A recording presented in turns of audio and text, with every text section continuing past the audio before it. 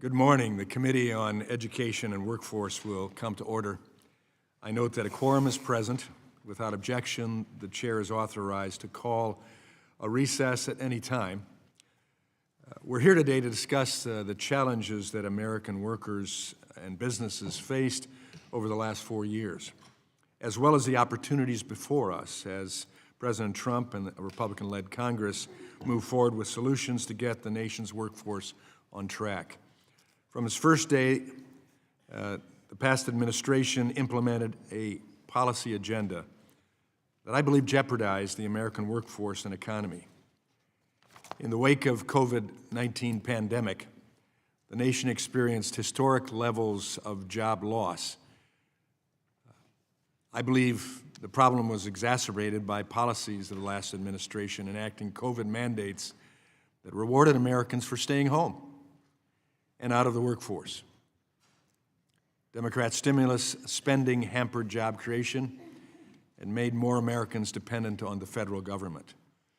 And as a result of the Biden-Harris administration's reckless spending spree, American families and businesses were rocked by record high inflation, which hit a 40-year high in 2022.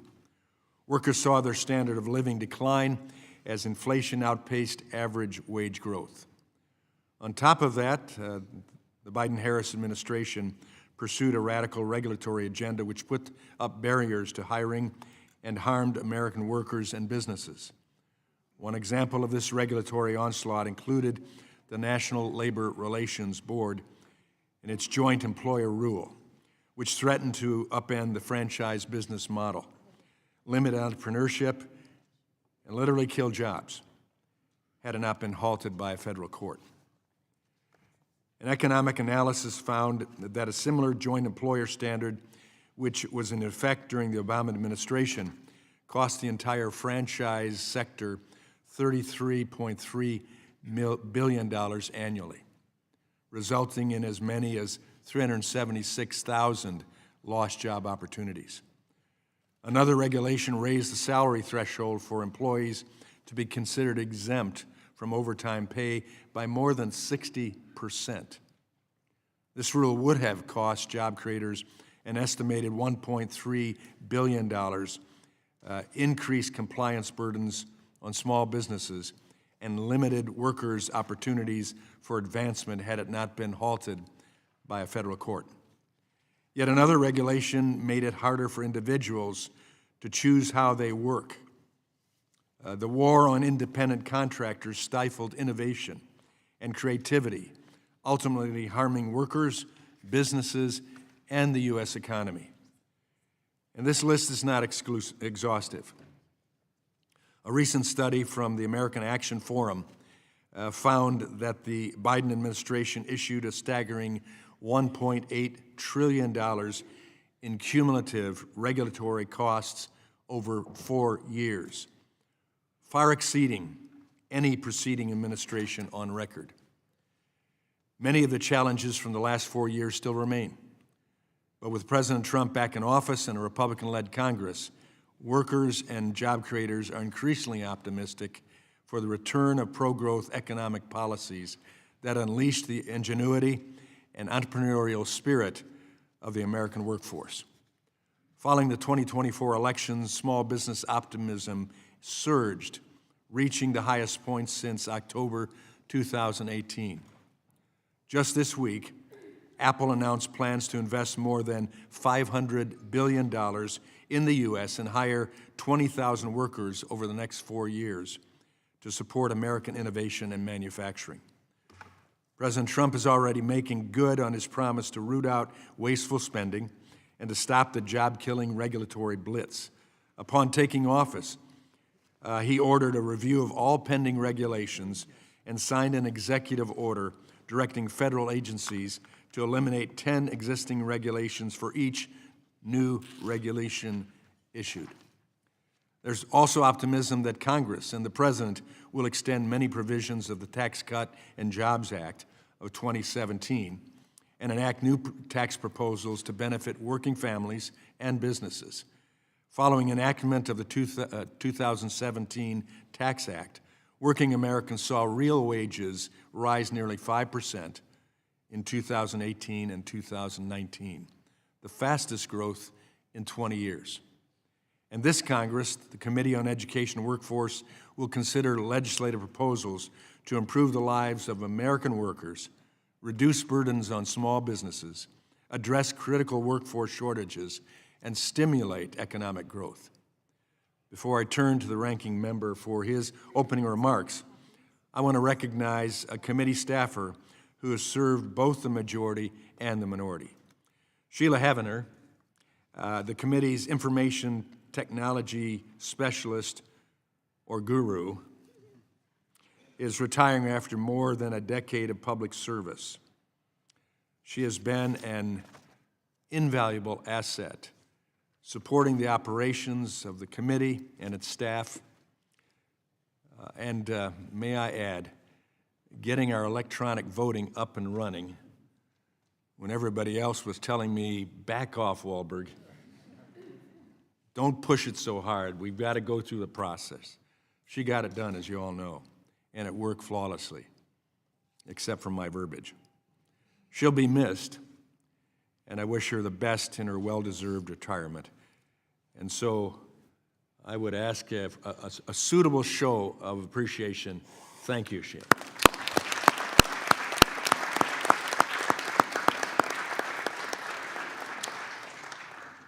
With that, I yield to the ranking member.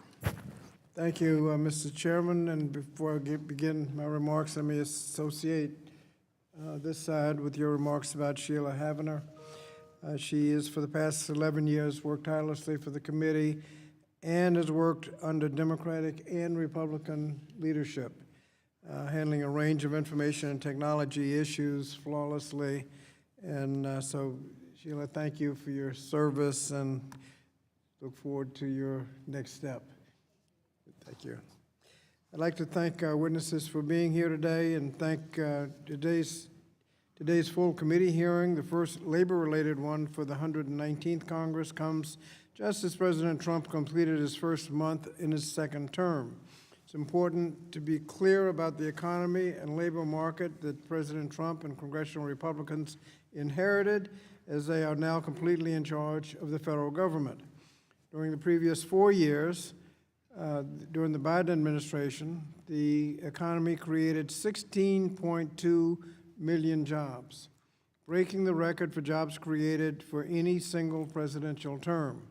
And in fact, since Ronald Reagan in 8 years was the highest job creator for Republicans, he created 16.1 million jobs. So President Biden created more jobs than any Republican president in history, whether they served 4 or 8 years.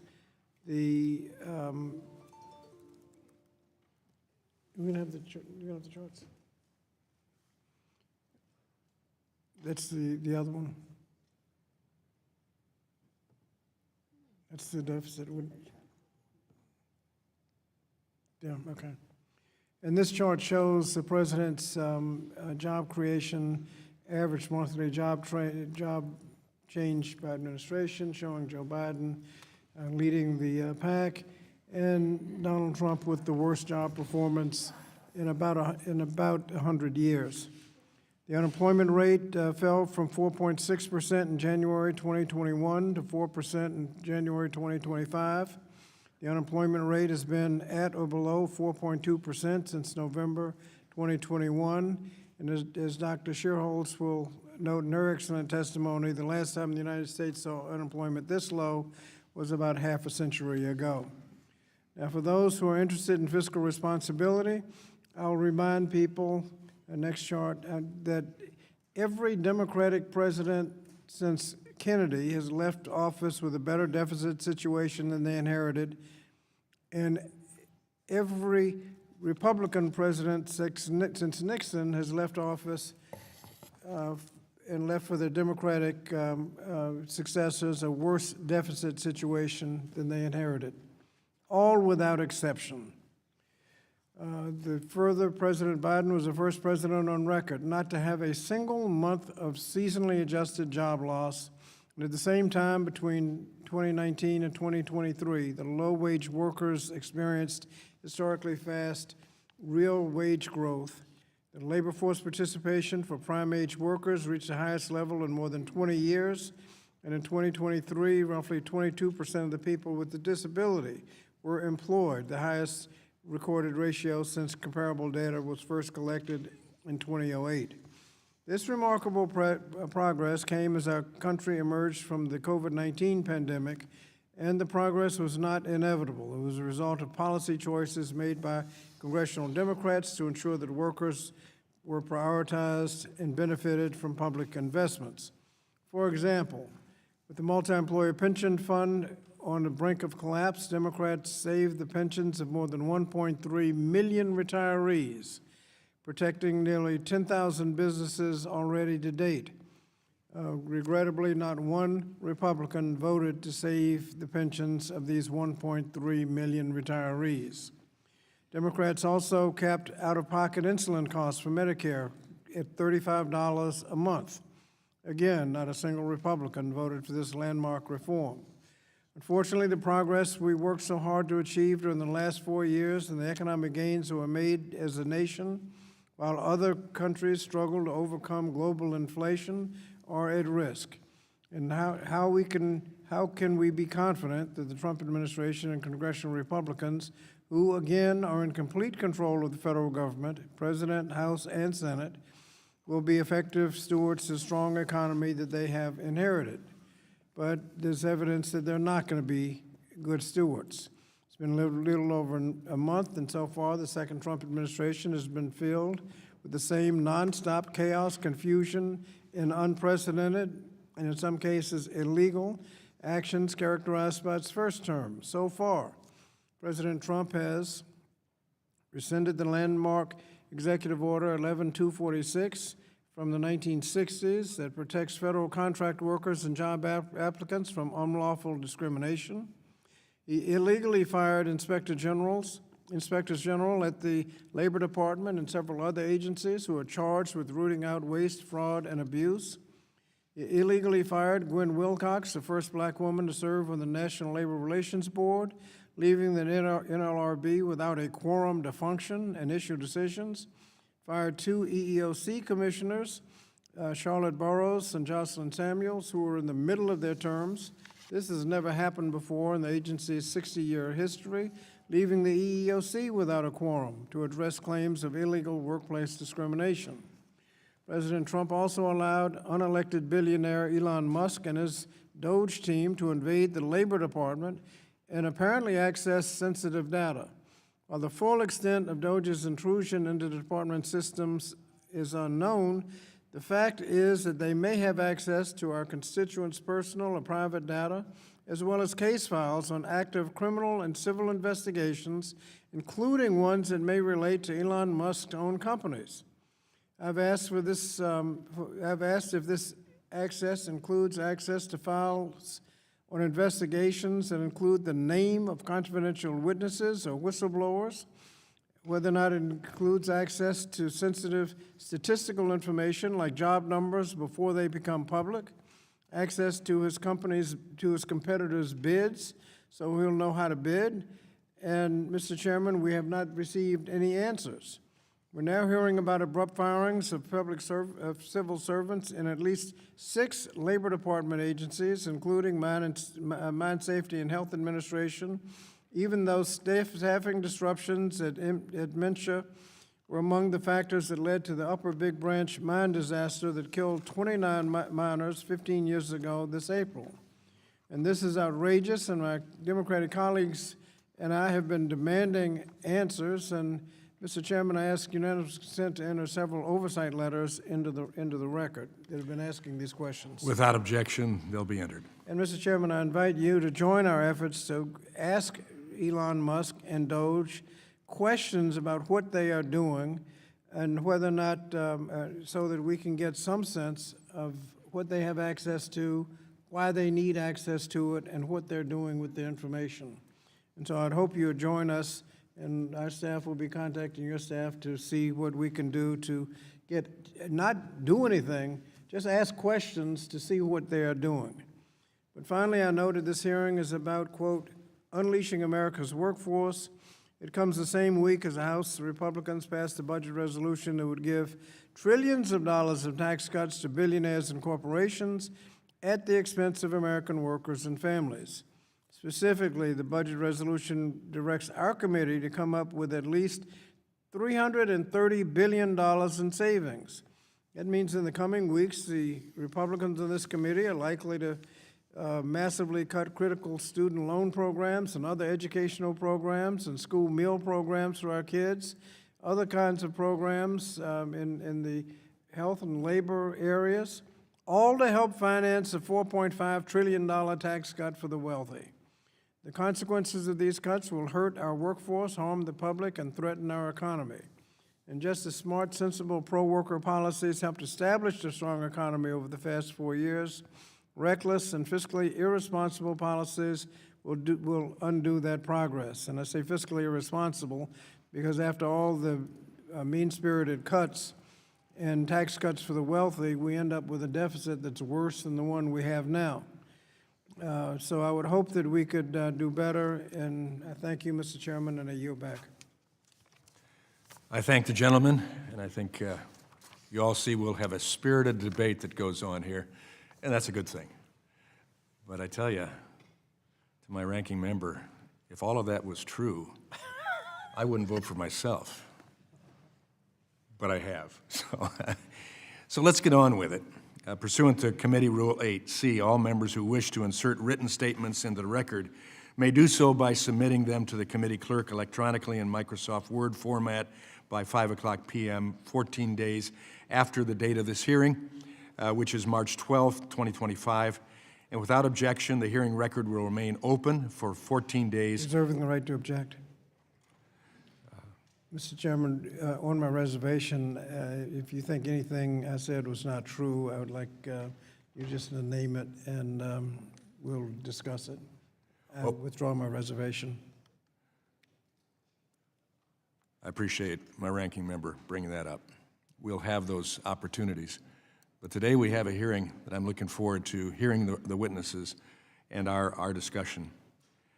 Without objection, the hearing record will remain open for 14 days to allow such statements and other extraneous material referenced during the hearing to be submitted for the official hearing record. I'll now turn to the introduction of witnesses. Our first witness is Ms. Rosanna Mayetta, who is the president and CEO of the American Hotel and Lodging Association, which is located in Washington, D.C. Welcome. Our next witness is Dr. William Beach, who is a senior fellow in economics at the Economic Policy Innovation Center located in Washington, D.C. Welcome.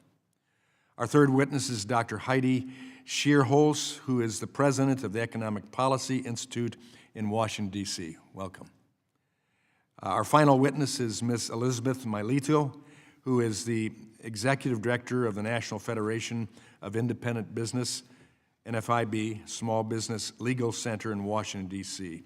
Welcome to the hearing. We thank you all for being here today and look forward to your testimony. I'd like to remind the witnesses that we have read your witness statements, which will appear in full in the hearing record. I would ask that you each limit your oral presentation to a 3-minute summary of your written statement. The clock will count down from 3 minutes because committee members have many questions for you, and we'd like to spend as much time as possible on questions and answers. Pursuant to Committee Rule 8D and committee practice, however, we will not cut off your testimony until you reach the 5-minute mark. I also would like to remind the witnesses to be aware of their responsibility to provide accurate information to the committee. And so I now first recognize Ms. Mayetta for her testimony. Good morning, Chairman Walberg, Ranking Member Scott, distinguished members. Thank you for allowing me to testify today. My name is Rosanna Mayetta, and I am proud to represent the American Hotel and Lodging Association as its president and CEO. The 64,000 hotels across America support more than 9 million jobs. These hardworking Americans are in every community. The majority of hotels around the country are Main Street small businesses. We are a vital part of a thriving America, a place where the American dream can still be achieved. But 5 years on from COVID-19, our industry has not recovered. At the height of the crisis, America's hotels lost more than 680,000 workers. Now, we are down nearly 200,000 employees. We are taking major steps to address workforce shortages. Hotels haven't just increased wages, we've raised wages 15% faster than the national average. We've provided more flexible hours and expanded benefits. We invest in apprenticeships that help workers build new skills and advance their careers. Through partnerships with schools and local organizations, we are creating lasting career pathways. Yet persistent workforce shortages remain. Inflation has been another headwind. Costs increases are far outpacing revenue growth. For America's hotels, costs have soared from goods to building materials to property insurance. Many small businesses have been forced to raise prices, yet still struggle to keep their doors open. Congress can help. First, until it was overturned, the NLRB's joint employer rule would have led to higher costs and fewer opportunities for workers. We urge Congress to pass the Save Local Business Act and codify the traditional standard that serves millions of franchise workers and small businesses. Second, we agree with President Trump that legal guest worker programs are part of the solution to workforce challenges. And third, like all small business owners, hotel owners need Congress to extend the Tax Cuts and Jobs Act. Without congressional action, hoteliers face a massive tax hike that would devastate our industry. These important provisions include extending the small business deduction, renewing bonus depreciation for capital investments, and preserving the like-kind exchange to promote job growth and economic development. And we urge Congress to allow the hardest working Americans to keep more of what they earn through no tax on tips. As the cornerstone of every community around America, hoteliers are eager to work with Congress to drive more job creation around the country. We look forward to continuing to work with this committee and incoming Secretary Chavez-DeRemer to ensure our industry remains an essential contributor to our nation's economy. Thank you. I thank the lady. Dr. Beach, and I recognize you for your testimony. Thank you, Mr. Chairman. Mr. Chairman Wahlberg and Ranking Member Scott, members of the committee, thank you for inviting me to testify today. Just as an additional biographical matter, and maybe I'm a bipartisan witness this morning, I ran the Bureau of Labor Statistics for 2 years under President Trump and 2 years under President Biden.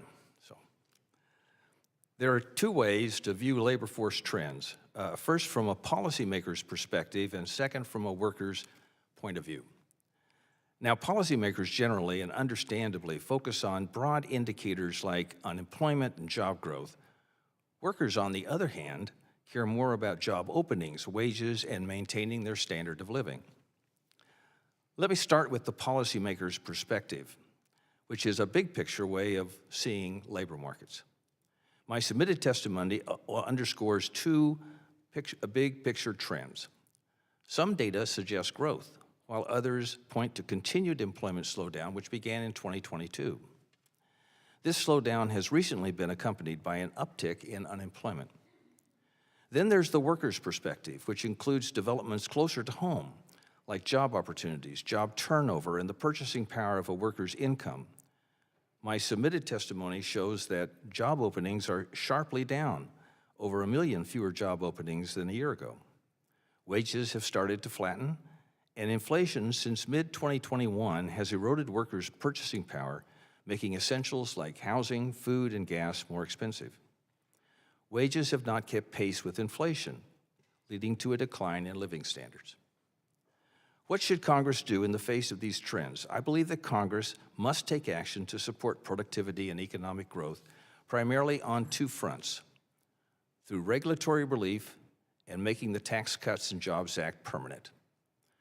On the regulation front, research that I've just published shows that freezing or reducing regulations can stimulate economic activity as much as tax reform and could lower the inflation rate by 0.7%.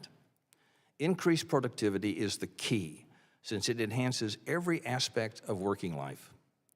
Additionally, addressing the federal budget deficit is absolutely crucial. Since 2020, Deficits have fueled inflation by distorting the price system and increasing debt. By practicing fiscal restraint and signaling lower future deficits, Congress can help the Federal Reserve fight inflation and support economic activity. Combined with higher productivity and economic growth, these steps will strengthen wages and improve the standard of living for American workers and the families they support. I'm eager to answer any questions you may have for me. Thank you. Thank you. Dr. Sherholtz, we welcome you to testify. Thank you. Chair Walberg, Ranking Member Scott, and members of the committee, thank you for the opportunity to testify today. We are meeting to discuss unleashing America's workforce and strengthening the economy. However, this discussion is occurring while this very chamber moves forward with a budget that will make draconian cuts to health care and food assistance for children and families, hurting millions of America's workers and weakening our economy. These cuts aren't even being made in the name of responding to a national emergency or reducing deficits to boost future growth. They are being made to create fiscal space for tax cuts that will go overwhelmingly to this country's wealthiest households.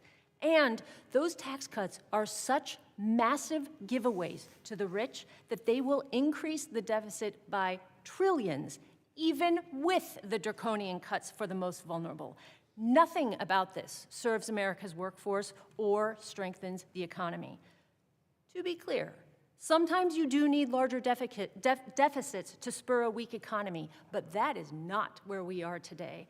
Today's economy is very strong with historically low unemployment rates, which means larger deficits will likely put a drag on economic growth. And the spending cuts will cause enormous damage to this country's most vulnerable households, with tens of millions losing health coverage through Medicaid, tens of millions receiving less help in buying groceries from SNAP or being cut off completely, many others seeing the cost of their student loans rising, and on and on and on.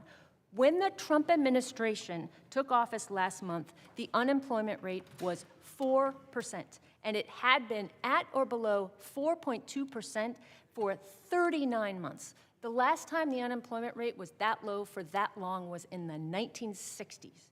Also, the Bureau of Labor Statistics data show that the purchasing power of workers' wages, i.e. wages after taking inflation into account, that purchasing power was higher in 2024 than it was at the business cycle peak of 2019 and at any point before that. And that was true across the board for low-wage workers, middle-wage workers, and high-wage workers. That is what unleashing America's workforce and strengthening the economy looks like. This administration's actions during its first month in office, along with its backing of the extremist House budget plan, makes it abundantly clear that their agenda will be profoundly destructive to incomes and economic security for both the most vulnerable families and for the broad middle class. Further, the chaos and uncertainty the administration is sowing in key economic institutions could cause a full-blown crisis if it is not stopped. If you were truly interested in unleashing America's workforce and strengthening the economy, you would enact policies designed to protect and fortify a strong public sector and provide excellent public services, not gut an already tiny federal workforce and attack state and local government workers. You would help to ensure that all workers who want a union can get a union and get a collective bargaining agreement, not strip the National Labor Relations Board of its independence and make it a tool for union busting. You would implement tax policy that ensures the health of critical programs like Medicaid, Social Security, and SNAP, not advance measures that give tax cuts to the wealthiest at the literal expense of poor children, the sick, and the elderly. None of these top administration priorities have anything to do with unleashing the country's workforce or strengthening the economy. Theirs is not an agenda of prosperity. It is a reckless, cynical dismantling of the very foundations that make economic opportunity and progress possible. I look very forward to your questions. Thank you. Now I recognize for her witness testimony, Ms. Milito.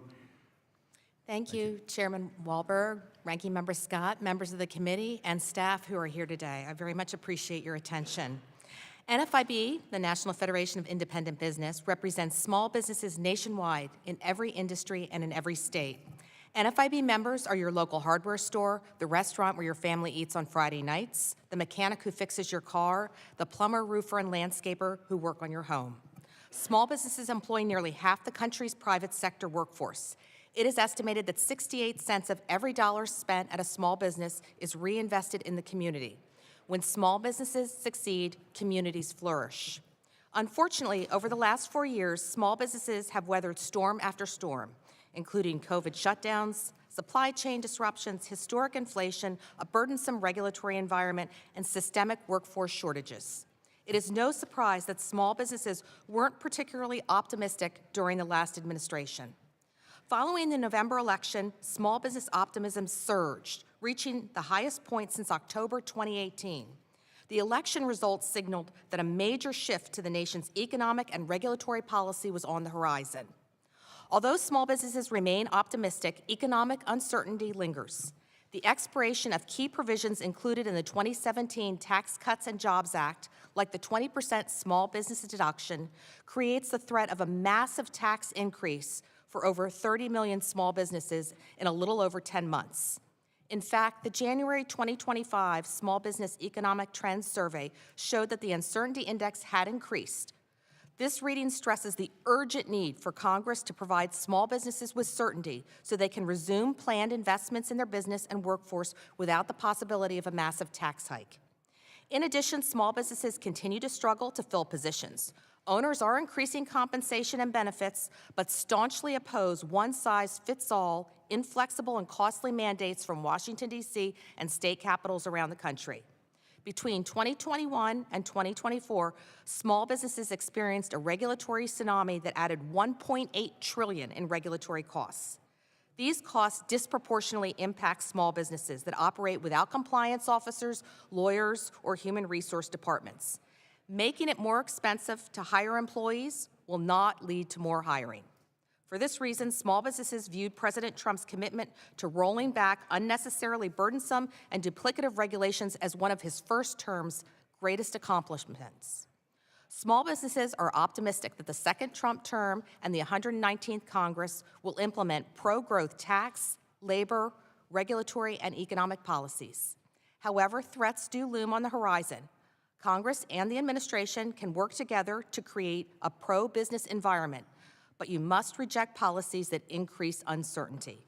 On behalf of the small business owners of NFIB, thank you again for your time today. Thank you, and I thank each of the witnesses. Under Committee Rule 9, we will now question the witnesses under the 5-minute rule. I ask members to keep your questions succinct so the witnesses have time to answer. I will recognize myself for 5 minutes of questioning. Ms. Melito, you have pointed out that business optimism surged after the November elections, and yet you also pointed out in your testimony that the surveys found that the challenges remain, which are leading to uncertainty for small businesses. Can you elaborate further on how the Biden administration's policies have created these challenges for small businesses, and also what are some of the ways that the Trump administration and Congress can address these challenges? Please elaborate further. Thank you, Chairman Walberg, for that question. So small business optimism, as I said, surged in November and again in December, highest level since 2018, so there is no denying the Trump effect, I will call it. October, November saw the largest increase in our optimism index in the 51-year history of the survey, so that's pretty astounding there. And small business owners are impatient. They want to get going, so they are going to hold President Trump to his promises for the deregulatory efforts there. They're eager for, 10 out, 1 in to get underway there. So they're very, very optimistic that things are going to improve, the landscape's going to improve. There are a lot of expectations, though, however, that Congress is going to need to come through and, extend or make permanent the tax cuts from 2017. That is just absolutely critical. As I mentioned in my opening statement, those tax cuts, there are over 30 million small businesses that are depending on this Congress to pass the Main Street Tax Certainty Act and make sure that small business, 20% small business deduction is made permanent. So that is just absolutely critical. And uncertainty regarding what Congress is going to do with that. Which impacts, I'm Impacts, yeah. certain the employees of the small businesses as well. Middle Absolutely, income. absolutely. And my written testimony talks about ways that my members have used that tax cut to invest directly in the workforce, in the business, in the employees, and in the communities. That is how they are using that tax cut. Thank you. Ms. Mayetta, the Biden National Labor Relations Board's final rule, the joint employer rule, upended traditional direct and immediate control standard and created an expansive and vague standard for determining joint employer. The Biden joint employer rule was rebuked by bipartisan majorities in the House and Senate during the 118th Congress and was ultimately vacated by the federal court. For franchise hotels, how important is it to have a clear joint employer standard, and would the Save Local Business Act provide that clarity? Thank you, Chairman Wahlberg. Absolutely. Clarity and certainty is needed in business. That joint employer measure under the Biden administration would have devastated our industry, decimating it virtually overnight by creating and injecting an incredible degree of uncertainty around who controls the relationship between the employer and the employee. Eliminating the ability for a small business owner to make decisions about how to run their business day to day, and removing some of the protections that are so important around brand standards, around health and safety protocols that our guests and our employees rely on. The Save Local Business Act eliminates that. And also what's really important for us is to ensure that as administrations change, the legal standard is codified into law so that we don't have to worry from administration to administration what's going to happen next. Okay, thank you. Dr. Beach, inflation has attacked Americans over the past 4 years. Even with decreasing inflation rates since 2022. How has inflation affected workers the past 4 years, and how has it affected those wanting to start or expand businesses? Well, thank you very much for that question. When we look at inflation, we need to take a longer view, and we need to begin with that month when inflation really took off and look at its cumulative effect over time. So about 30% of the loss in purchasing power that workers experienced from mid-2021 on has been regained, but that means 70% has not. Those are my calculations. That means that it is still difficult to purchase the things that were discretionary before. For example, if you were doing after-school tutoring of your children, that might be sacrificed now in order to pay your rent. Your rent and your food might exclude insurance payments. They might exclude the purchase of a new vehicle. They might force you into a bus route, and that's one of the worst things for low-income people and middle-income people when they have almost no discretion on where to purchase. So it reverberates on and on and on. The point is, we've made progress on inflation, but we still have a long way to go. Thank you. Appreciate your responses. Now I recognize the gentlelady from Oregon, Ms. Bonamici. Thank you very much, Mr. Chairman. So this is a hearing about unleashing America's workforce and strengthening the economy. And I'm not going to sit here and pretend that everything is normal. My mother was a small business owner. I have family members who are small business owners. But right now, there's many unprecedented and illegal actions that the Trump administration and DOGE are taking against the federal workforce. Donald Trump and Elon Musk and DOGE have fired more than 30,000 federal workers across the country, and with what appears to be little planning and even less justification. Needless to say, this has created an enormous amount of chaos, which is harmful not just to the federal workforce, but also to the economy. I just did 5 town hall meetings in Oregon, and not just in urban areas, and people are stressed and really anxious. They are concerned that Musk and Doge are accessing their sensitive personal data and the government's previously secure and confidential data systems. They're worried about Social Security numbers, their home addresses, citizenship and disability status, work records, family income, and maybe bank account information. Well, now, I believe it was yesterday, the White House said, well, Elon Musk isn't in charge of Doge. Well, maybe that's because Elon Musk now appears to have access to his business competitors' tax records and financial information in what could be a pretty flagrant and massive case of corporate espionage. So let's just say people are really concerned, and that's having implications. So despite the title of this hearing, the American workforce has not been unleashed, and our economy has not been strengthened, quite the contrary. In my home state of Oregon, agricultural researchers in rural Oregon were purged as a result of cuts at the USDA. The Oregon Health and Sciences University, Oregon's largest recipient of funding from the National Institutes of Health, could lose tens of millions in federal funding. That's going to halt medical research and upend the lives of patients and with the work of scientific researchers. The cuts to the U.S. Forest Service will leave Oregon more vulnerable to wildfires. And shockingly, about 100 staff at the Bonneville Power Administration, their purging could leave Northwest Oregon and the entire region facing brownouts and blackouts. That would be devastating for the entire economy of the Pacific Northwest. And it's especially outrageous because the Bonneville Power Administration is ratepayer funded, so it doesn't save any money, but still those people were purged. So there's a lot of chaos out there.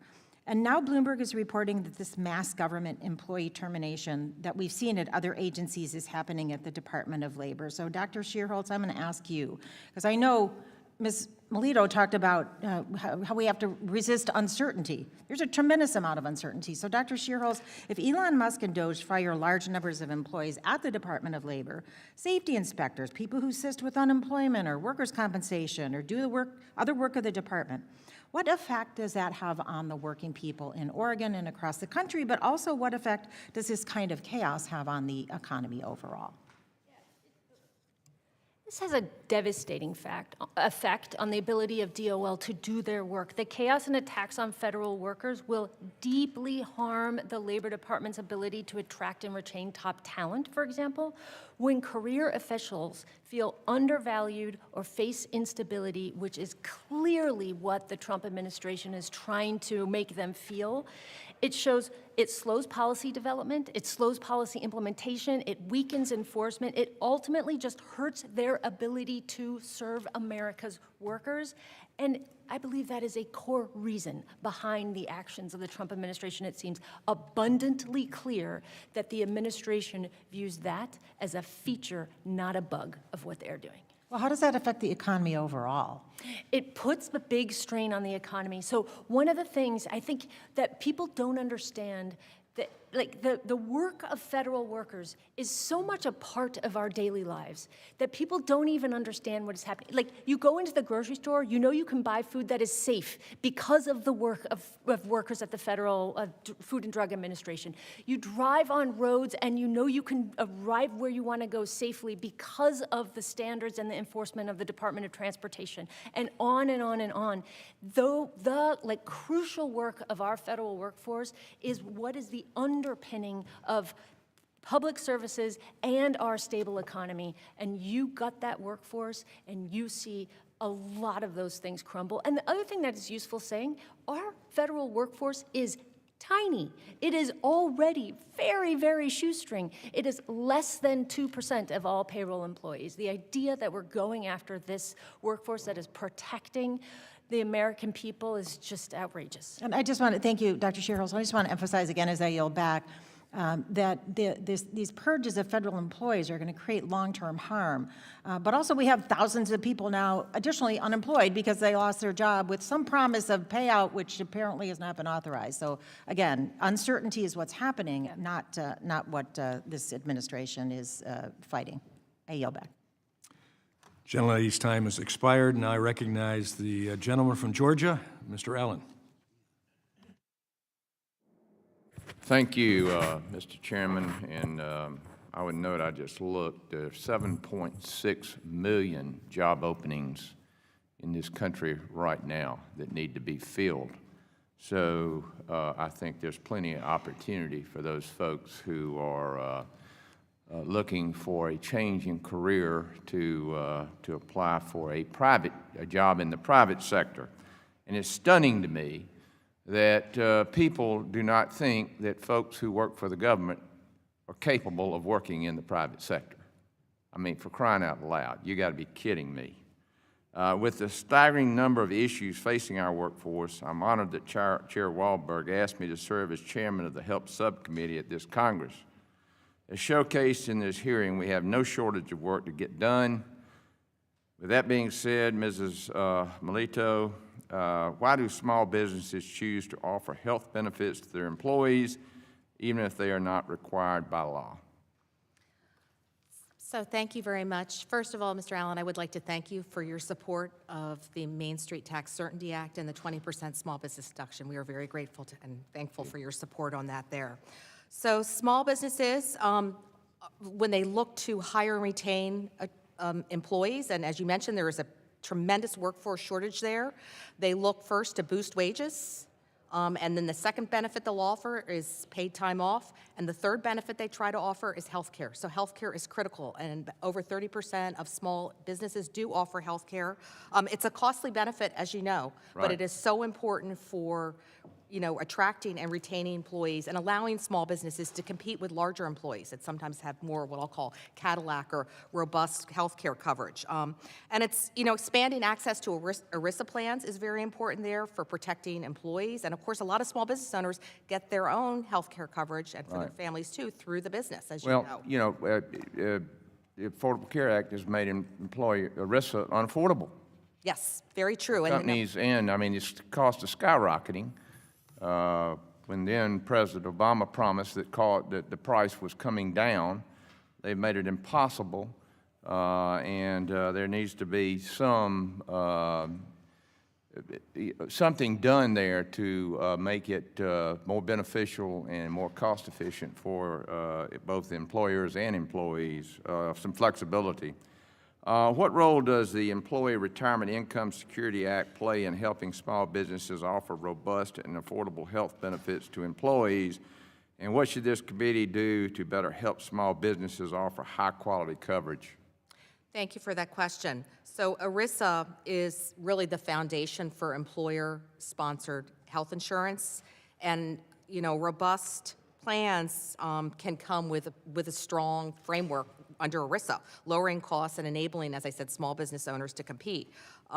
Options that small business owners tell us they are looking for, being able to band together to form association health plans, other pooling arrangements that some states allow there, protecting self-insurance through stop-loss insurance, and reducing red tape and unnecessary paperwork, and of course, increasing price transparency, which is a big thing NFIB has been pushing for probably now decades. The cost and availability of health care insurance is our #1 on our problems and priorities survey. It has been #1 now for decades. Okay. Mrs. Maeda, the Biden-Harris administration's overregulation negatively affected American workers and job creators. Last Congress, my bill, the Employee Rights Act, or ERA, addressed various harmful Biden administration rules, including the independent contractor rule and joint employer rule. In his first term, President Trump's NLRB proposed a common-sense joint employer rule that provided clarity to franchises and franchises alike. How important it is for the Trump administration and current NLRB to announce, to once again support a narrow joint employer rule that gives clarity to small businesses, either via regulatory action or through a permanent legislative fix? Thank you for your question, Congressman Allen. AHLA was proud to support your bill, the Employee Rights Act. Codifying the traditional standard of joint employers is fundamental to our industry. Franchising is the backbone of the hotel industry. Half of our hotels are franchised hotels. 700,000 people work in franchise properties right now. That certainty is critical to ensuring that a business owner can make decisions about their own business. And the franchise model in our industry is unique because our small business owners own the building, they own the capital, and they directly employ the employees. And so Yeah. it has led to a pathway of entrepreneurship. in that Yes, I'm out of time, but let me just add that the only way to get out of this fiscal crisis is to grow private jobs. That grows GDP, grow small businesses. I and thank we the can do gentleman. that. And I yield back. Time has expired, and I will recognize the gentlelady from North Carolina, Dr. Adams. Thank you, Mr. Chairman, and to our witnesses, thank you for being here. Dr. Shearholz, the Wage and Hour Office in my district in North Carolina provides jobs and helps protect all of my constituents from harm. These are people who are committed to serving the community, to stop child labor and protecting their fellow workers from abuse. As far as I'm concerned, firings at Wage and Hour Division seems like a ploy to roll back the clock on child labor protections without consulting Congress. So what sort of information might be contained in the case file systems handled by wage and hour offices, and how sensitive is it? Okay, many sensitive data sources and processes are housed at the Department of Labor. So, for example, because DOL administers all worker compensation claims for federal employees, it's responsible for all of those records, which includes highly sensitive personal information like medical, financial, and other personal information that's gathered in connection with all of those claims. The Trump administration is viciously and illegally going after federal workers. It is no wonder they want access to that information. DOL data also includes confidential information about those who have reported OSHA violations by their employers. Those workers make those reports under the promise that it will be kept confidential so that they are protected from retaliation. Disclosure of those records presents a huge risk to those workers, and it poses a risk to the department's enforcement efforts, particularly going forward, as workers will no longer come forward because they know that they cannot be promised Okay, so confidentiality. let me move on. I have a few more questions. So in terms of what you're saying, the issues that might arise are problematic if a billionaire industrialist like Elon Musk has access to this information. Would you say yes? Yes, absolutely. Okay. So what kind of impact would layoffs in this office have for workers and children in my district? Layoffs, federal worker layoffs, it will reduce the services that those federal workers do, the public services, the crucial public services, food safety, research, health, all of those kinds of services will be hurt by this. And then particularly in a district with higher unemployment rates, it could, you fire workers, if there's not other jobs available for them, then it could reduce public spending and actually have a drag on the economy. Okay, so OSHA appears to have complied with President Trump's executive orders by going through all of its guidance documents and materials looking for certain banned words like diverse, like gender, and deleting any documents with these words. So is this a good use of staff time, in your opinion? It is not a good use of staff time. What it does, it serves to divert the staff from the true mission of their organization. So you spend time doing these other kinds of activities, and what you're not doing is developing and implementing policies that protect the safety and health of workers and enforcing existing workers' regulations. So OSHA, is, as far as I'm concerned, is already understaffed, and so we're wasting OSHA's already limited capacity on banned word witch hunts, putting workers, people at safety, and would it put the workers at their safety at risk as well as their health? That's exactly right. Okay, so let me ask Ms. Melito. I noticed that in your testimony that you expressed concern over the proposed OSHA heat injury standard, and I was co-lead on a bill calling on OSHA to make a heat injury standard last Congress. I noticed in your testimony that you claimed the proposed rule is too burdensome. I think that those were your words. So let me ask you this. Is your position that the current situation, a situation where hundreds of workers die from heat illness, is more acceptable? And are you telling the committee that you think the deaths of hundreds of workers are acceptable? To me, that's an erroneous burden of providing workers cool water, shade, air conditioning, those things outweighs the lives of hundreds of human beings. So was that your testimony? That was not my testimony, no. Many employers have designed and take very seriously effective heat injury and illness prevention programs. They have them in SAFE. Small business owners, let me back up and say, small business owners live and die on the reputation of their business. They do not want to have employees get hurt. They certainly don't want to have a fatality at their business. That would kill, it would just kill the business. So they take very seriously their duty to keep employees safe. Thank And you. I as was such- just reading Gentlelady's your time has testimony, and I expired. am out of time. Thank you, Mr. Chairman. Thank the gentlelady. Now I recognize the vice chairman of this committee and the gentleman from Utah, Mr. Owens. Thank you so much, Chairman Warmoth. And first of all, for organizing this very timely hearing. There's no more important topic for us. This is one that's dear to my heart, by the way.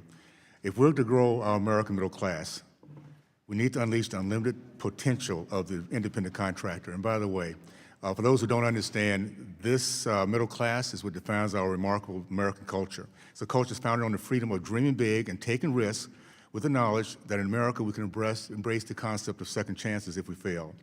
I look forward to working with my colleagues on this committee to address never again allowing the D.C. bureaucrats to have the power to stand in the way of that promise. For the sake of transparency, after retirement from the NFL, I worked for over 25 years in the corporate sales. Every year during that time, I worked also for myself part-time as an independent contractor. I understand firsthand the passion of an entrepreneur to want to craft and control their own future and not leave it up to the whim of someone else. Ms. Maeda, in your written statement, you stated that franchising has proven to be one of the most successful drivers for entrepreneurship across the United States throughout our history. Can you discuss how franchising in the hotel industry has created opportunities for entrepreneurship, and how has it allowed Americans to become small business owners to live out their American dream? Absolutely, and thank you for the question. I mean, the franchise model in our industry is the epitome of the American dream. Of the 64,000 hotel properties around the country, half of those are franchise properties. That is the very epitome of entrepreneurship and allowing people to own a property. And once they own one, we've seen many of my members own many, several or hundreds, and it has allowed them to be real job creators in this country. Small businesses and the franchise model in the hotel industry is really the economic engine of this country, and we want to do everything we can to help preserve that. Thank you. How would these opportunities be harmed by the Biden National Labor Relations Board joint employer rule, which is an attack on these independent contractor status? That's exactly right. The concern was very high in our industry about the joint employer rule under the Biden administration, adding more uncertainty and burdensome regulations to an already stressed small business owner exacerbates the challenges that they have day to day. And at the same time, if you think about the last year alone, operating costs have risen twice as fast as revenue. And so more uncertainty creates even greater stress for many owners who are questioning whether they can stay in business, and that's the last thing we want to see. Okay, thank you. Ms. Melito, as many as 1/3 of American workers now earn at least part of their living through opportunities as independent contractors, such as freelancing and app-based work. This is happening despite the Biden administration's issuing of a 2024 rule that will strip away from entrepreneurs their status as independent contractors. Now that we are entering the America First, innovative, entrepreneur first era, how can we ensure the federal government protects and supports independent workers?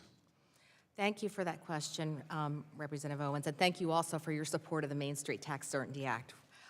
So the Biden administration's rule on the independent contractor was very biased, as you pointed out, to finding individuals classified employees. It was, the administration seemed to want everybody to be receiving a W-2. But as you pointed out, small businesses often business owners start out as an independent contractor. They may have just one client, and that's how they get going. And then they build their reputation, and they take on other clients there. Under the Biden rule, it would have been very difficult for an individual, say an IT person, who wants to go out and starts off with just one client, because the weight under the Biden rule would have been, you are really an employee of that, even though the individual may have been marketing and trying to get other clients there too.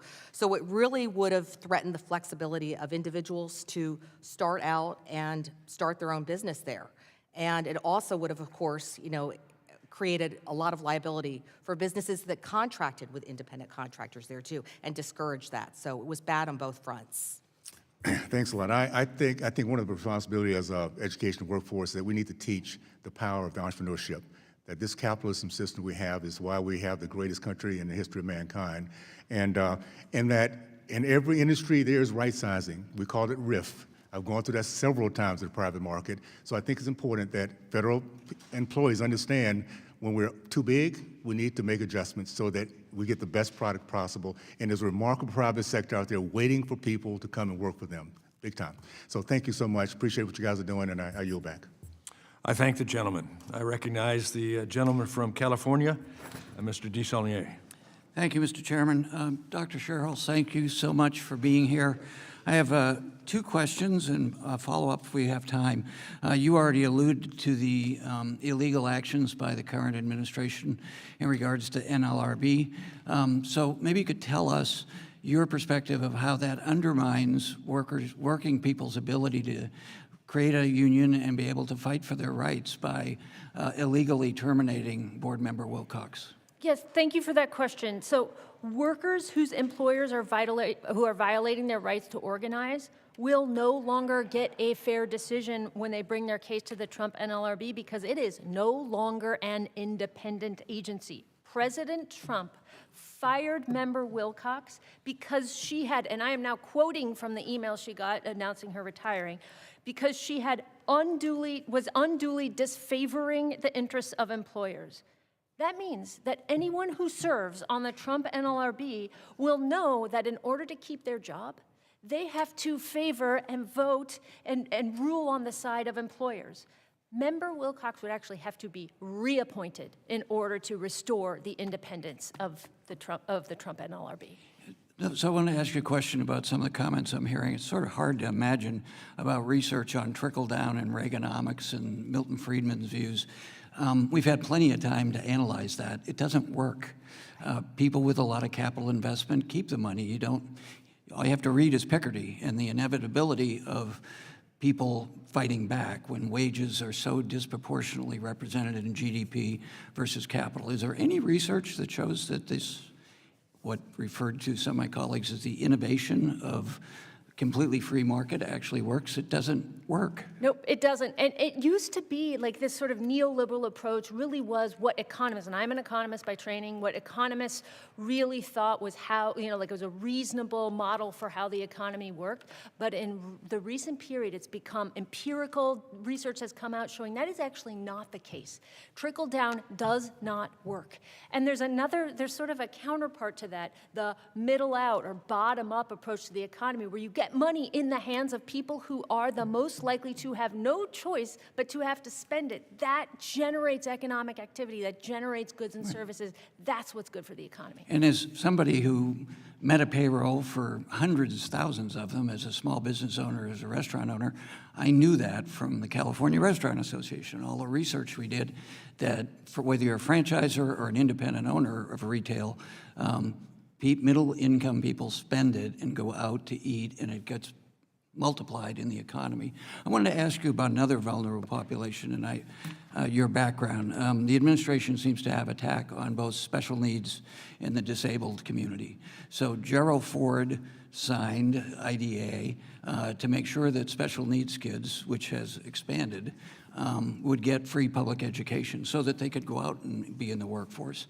We've made great strides in this country to get disabled individuals to be able to work and contribute, and they've contributed disproportionately, I would say, given their amazing ability for empathy. You have any any comments about that, both on the education side as a workforce development tool for this community, but also the actual employment of it and what the administration is doing to attack disabled people and what might happen if they close down the Department of Education. Yeah, oh, am I on? I am on. The Trump administration has been very clear that they do not care about discrimination against people with disabilities. Like, Trump openly and publicly mocked a reporter with a disability. That's the backdrop against which they are operating.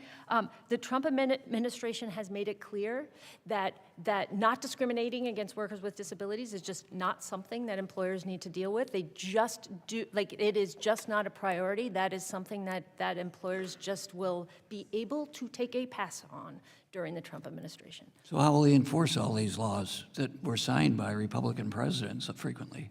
That raises a very, very, very good question when we have these laws that are in place and we have an administration that has been clearly flagrantly going against them. I got 30 seconds. Do you have anything to add on your own on any of the other comments or questions you've heard here? Oh, there's so many. I know. You've got 20 I seconds. I don't even know. So one thing, I'll just say one thing. So on the independent contractor thing, I just want to be clear that the Biden administration, what their independent contractor rule did was codify the independent contractor definition that had been in place for decades. It was the 2021, no. It was I won't even try to get the year right now, but it was the Trump rule that went backwards, that made it much more difficult for workers to get, or made much easier for workers to get Thank you. classified as independent. The gentleman's time has very well. I expired. restored it, yeah. I now recognize the gentleman from Ohio, Mr. Rulli. Thank you, Mr. Chairman. Ms. Miata, you said in your testimony that nearly 800,000 workers in the hotel industry rely on tips. You even joined President Trump on stage supporting legislation to stop tax on tips. So whenever we have a subject, I try to think in my mind how I could apply this to normal, everyday people. And I'm fortunate, because I was raised in retail stores, that my family ran for over 100 years. So I was analyzing different customers that come in and how no tax on tips could affect them. So what I was thinking was, if you have a single mom who's raising several kids on her own, and she's a waitress and she's working hard, or she's working at the casino, and we all see the tip drawer, so like, whether you're actually giving tips to them personally or in a jar, however that works out, in my math, I'm thinking $150 to $200 extra a week. That could add up to $500, $600, $700 a month. And here are things that a single mom could do with that extra money in her pocket. She could actually perhaps maybe upgrade her car that keeps breaking down that she's getting her kids late to school with. Perhaps she can maybe take a vacation because she hasn't taken her kids to Disney ever. Perhaps she can even maybe find a better school. She could be in an urban situation where it could be limiting her kids' possibility for a future. There's so many wonderful things that could happen if we could get the cash in the hands of someone crucial like that. And when you think about it, that's why we're all here to support the blue-collar worker.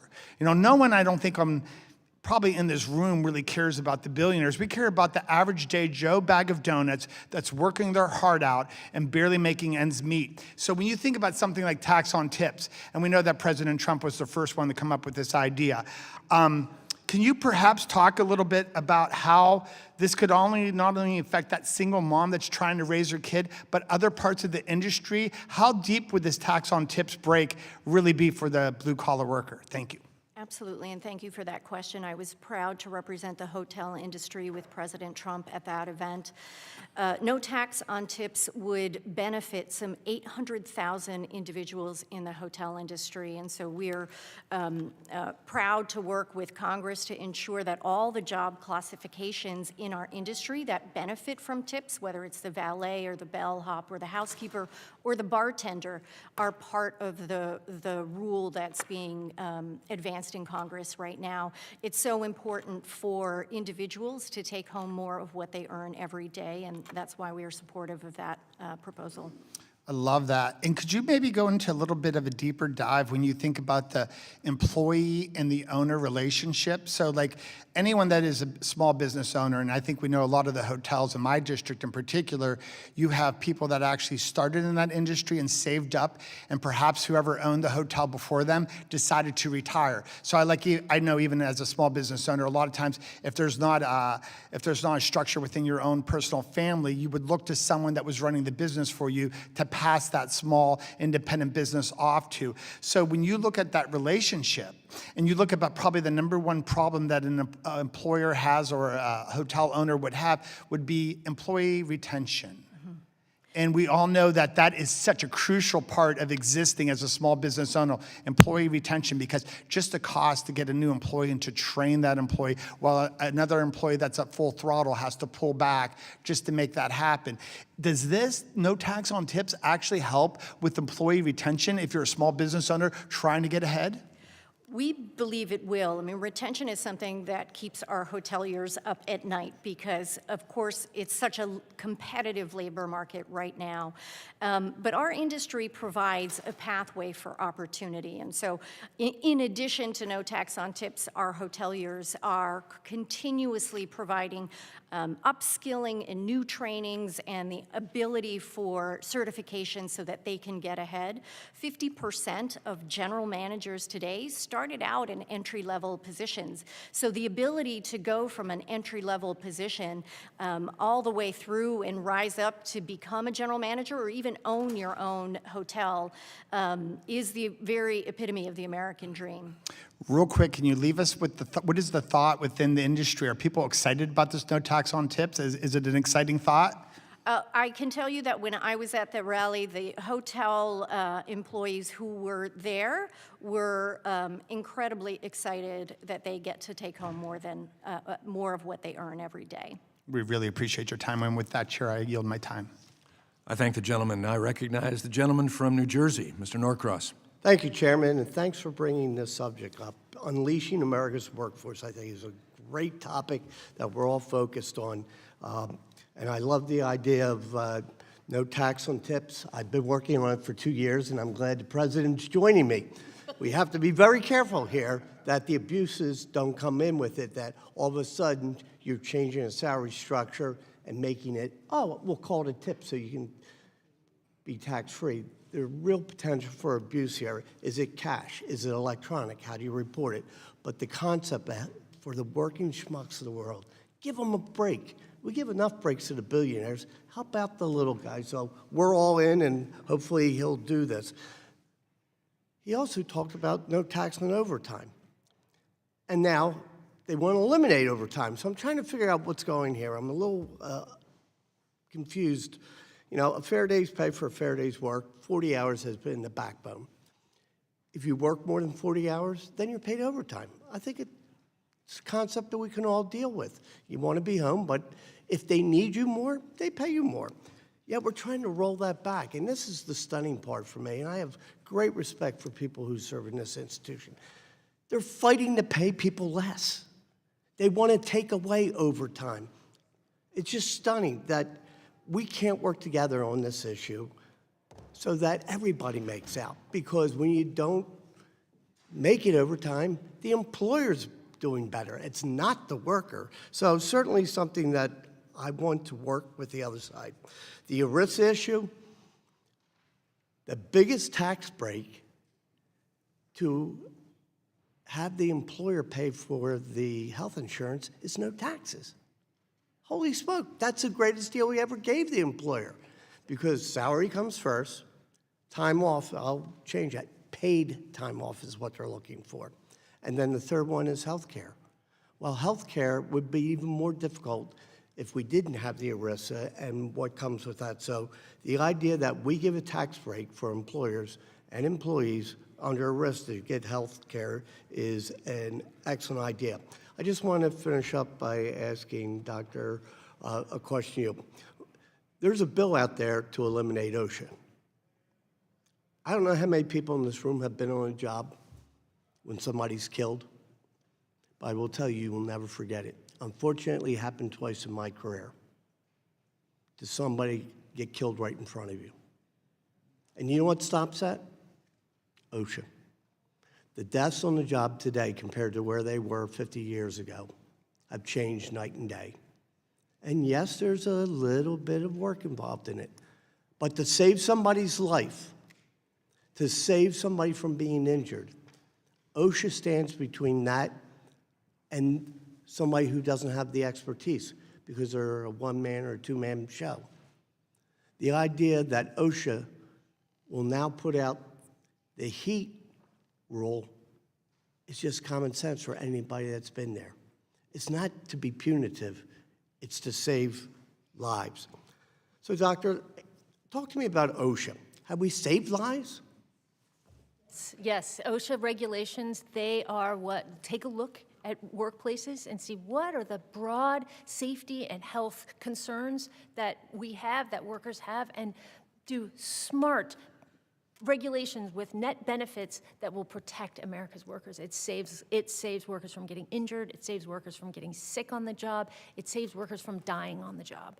And then, so it's not just the regulations, it's also strong enforcement that needs to, I mean, what we know is that a regulation is only as strong as its enforcement. So we also need strong enforcement to make sure that it doesn't So let's be follow. clear. When you start to cut the Department of Labor and it goes in OSHA, it's already decades if they average out how often OSHA gets out to inspect a job.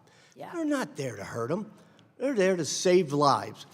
So next time you think about getting rid of it, think about somebody not going home to their children because they were killed on the job. And I'll yield back. I thank the gentleman. I recognize the gentlelady from Illinois, Ms. Miller.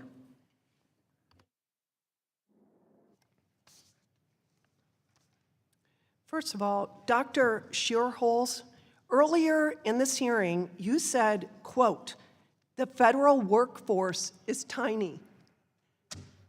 I think the American people would disagree with you and find that laughable.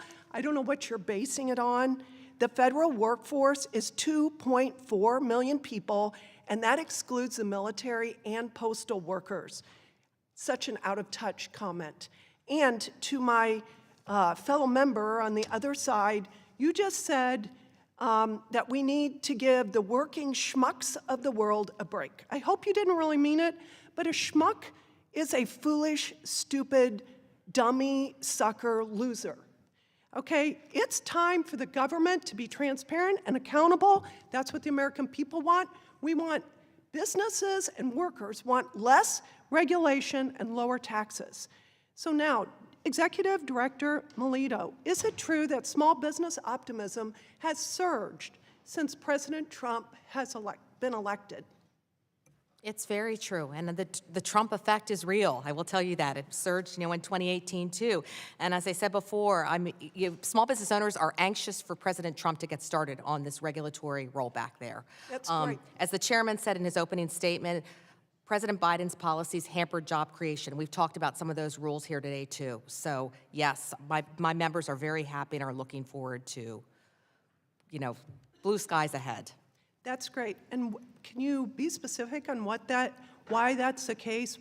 How would you define a pro-business environment that President Trump is implementing that's causing the surge in optimism? Well, first, I think business owners are very happy to know that, they've heard President Trump's talk about the small business tax deduction, and Representative Miller, I want to thank you for your support also on that front too. So preservation of those tax cuts, the Tax Cuts and Jobs Act, and I will take issue too with Dr. Shearholz's characterization of the tax cuts as for billionaires and corporations, because my members would most definitely disagree with that. That 20% small business deduction has been critical for so many small businesses, and they have used that to reinvest, not just in the business to buy new equipment, but I have stories where they've used it to pay for health care, 100%. They've used it to bonuses. They've used it to pay for, community things, sponsor the Little League things like that. Again, they use that money to reinvest in the business, in employees, and in their communities. So that they're very excited. That's great. We join the excitement as we set the government back, reducing the government, making it more transparent and accountable like the American people want. Ms. Mayetta, in your testimony, you state the hotel industry has a proven track record of creating not simply jobs, but pathways for sustained and rewarding careers. Can you speak more about the potential for upward mobility for workers in the hotel industry? Absolutely, and thank you for the question, Ms. Congressman Miller. There is so much opportunity in the industry. 80% of entry-level employees get promoted within the first year. 50% of our general managers started in entry-level positions. On top of that, our AHLA Foundation has invested some $44 million back into the industry through retention and recruitment programs, allowing us to help our industry identify new groups of young people, individuals through our Empowering Youth program that attracts young people who are out of a job or out of work for training to get jobs in the industry. When you're in the industry, we work with the Department of Labor on an apprenticeship program that has seen a 90% completion over the last 5 years. And finally, we also provide, for the last several years, $1 million every year in scholarship funding to hospitality school students who are aspiring for jobs in the industry, and then for professional development scholarships for people who are already in the industry to get ahead and pay for certifications to get to that next level in their career. Such great news. We're not tired of winning. Thank you, and I yield back. I thank the gentlelady, and now I recognize the gentlelady from Georgia, Ms. McBeth. Thank you so much, Chairman Wahlberg. Thank you to our witnesses that are here today. I have read your testimonies. Thank you to Ranking Member Scott, and thank you so very, very much, Dr. Schierholz. I'd like to ask you, is there anything that you would like to say in response to my colleagues' comments to you across the floor? Is there anything you want to say?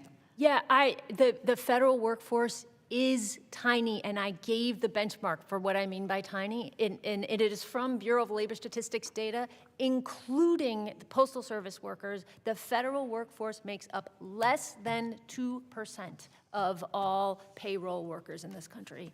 So it is just the idea that we're attacking this already extremely strapped workforce, it just doesn't make any sense. Okay, thank you.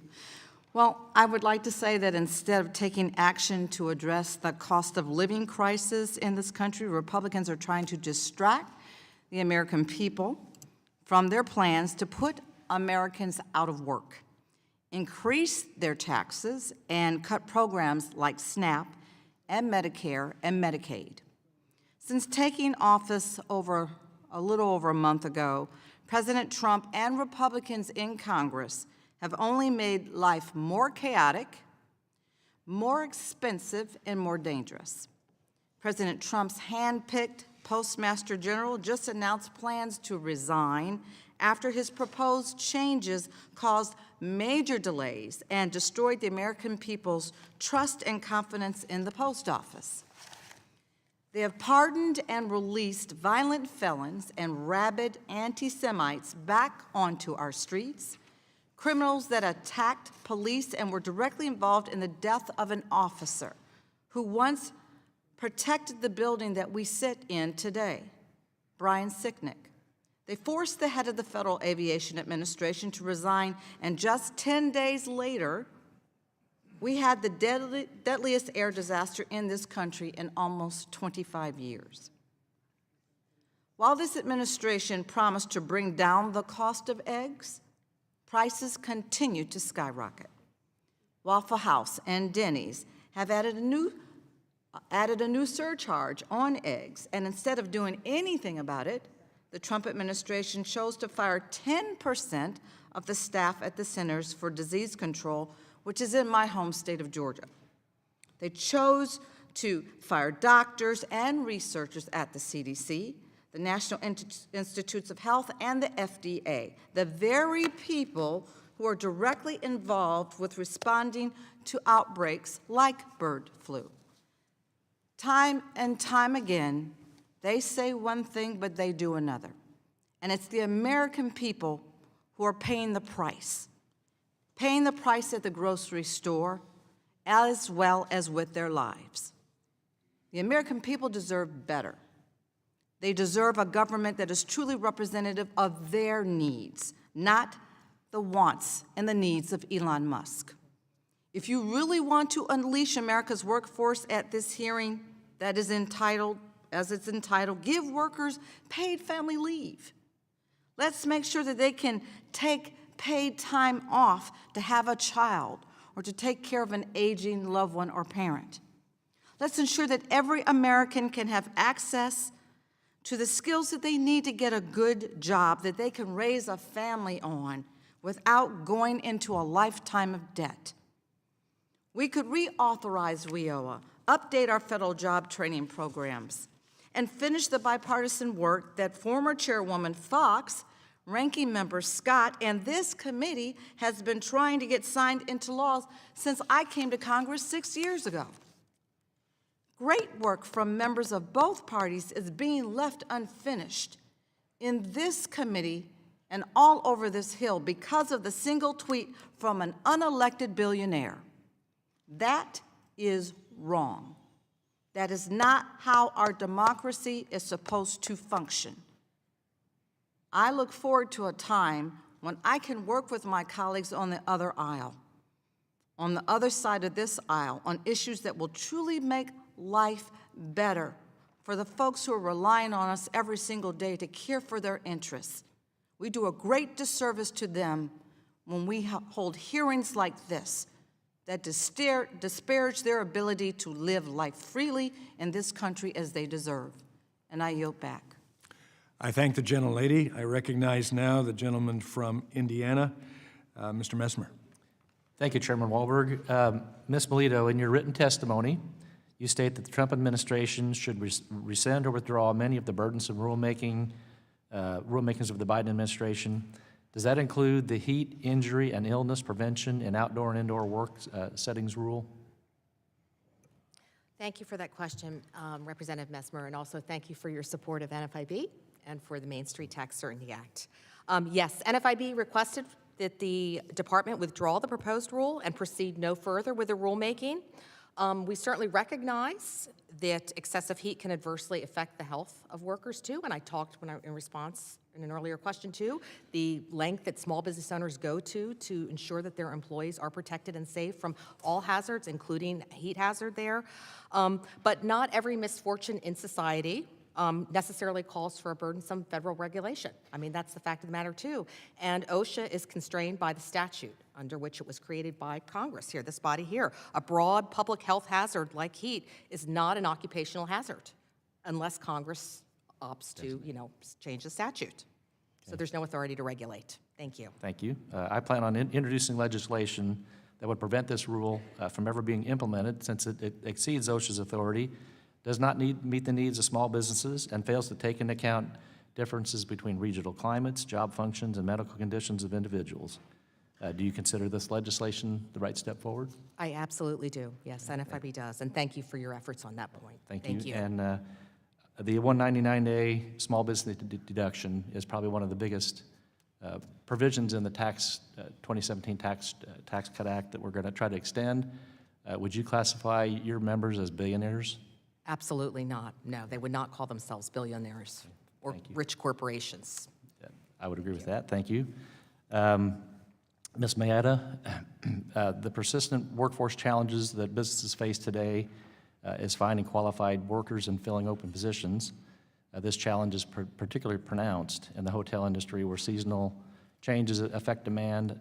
How could apprenticeships help fill the gap and create a more resilient workforce for the hotel industry? Thank you, Congressman, for that question.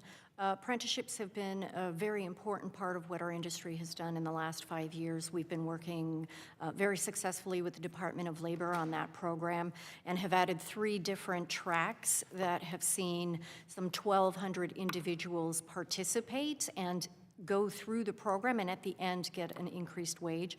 Of course, we would love to continue to work with Department of Labor on helping to eliminate some of the burdens and barriers to entry for some of our members and to ensure that there's ongoing incentive funding that is a significant attraction for the employers. and changing some of the rule requirements and the reporting, which can be burdensome when you're also running a hotel. Okay, thank you. Dr. Beach, in your written testimony, you note that the burden of regulation has grown significantly since 1980. Yes. Has this reduced economic growth? It most definitely has. You also stated that freezing new regulations for a decade would increase GDP by 1.8%. Could you go into some detail how that freeze would? Well, yes, the freeze would increase output because it would allow investment to occur at a much greater level. In fact, the response that we got in our research from the investment variable, if you will, was much stronger than the output variable.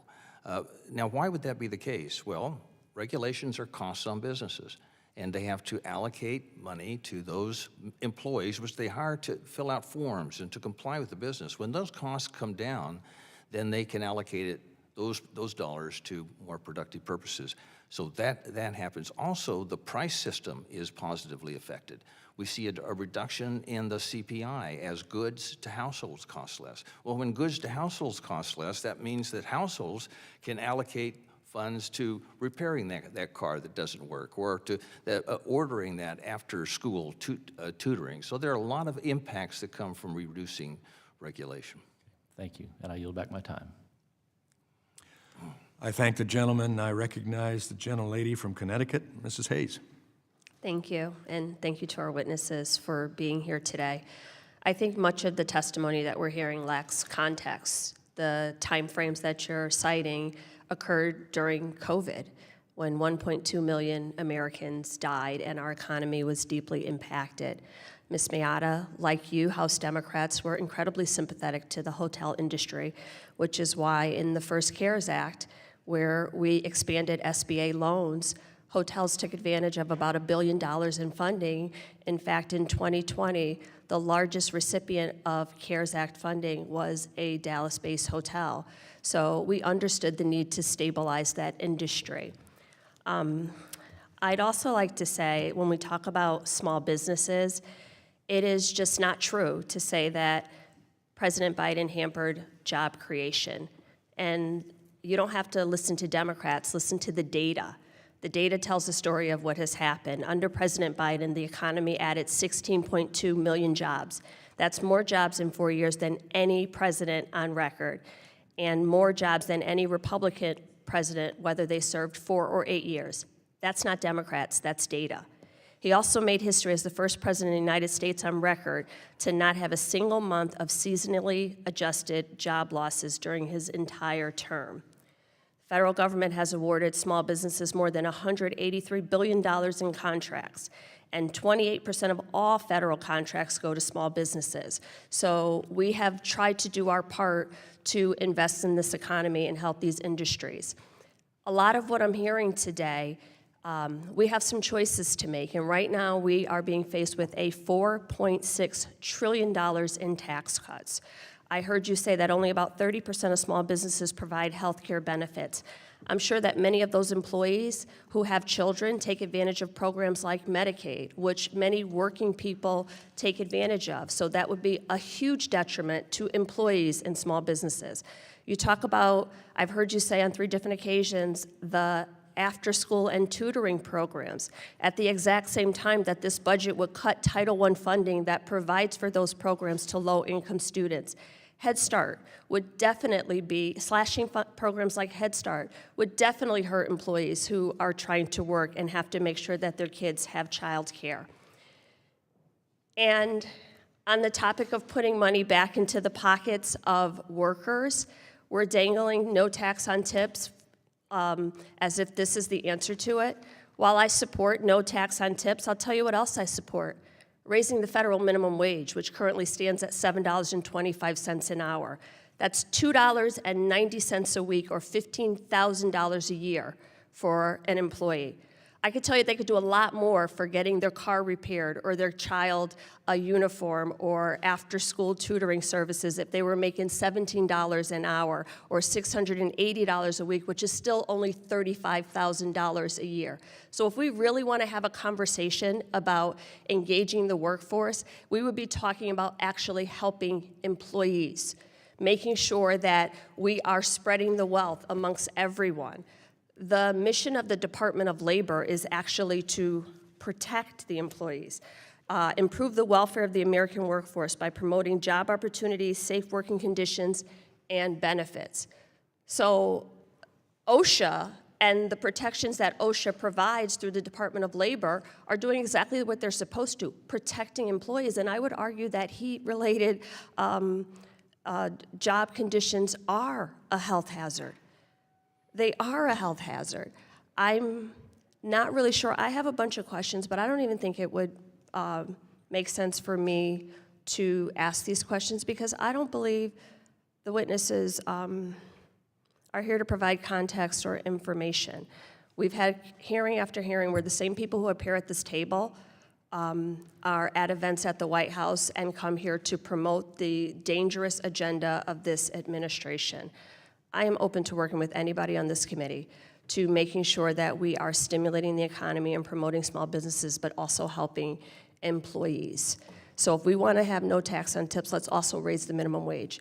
If we want to provide benefits to people, let's make sure that we're not cutting Medicaid and dental services and community health care programs for children, for the elderly, for many working people who still make below the poverty line and have to depend on these programs. I'm here for all of those things. I yield back. I thank the gentlelady. Now I recognize the gentleman from New York, Mr. Mannion. Thank you, Mr. Chair, and thank you to the witnesses for being here today. Dr. Shearholes, a couple questions. Thank you, I'm over here, yes.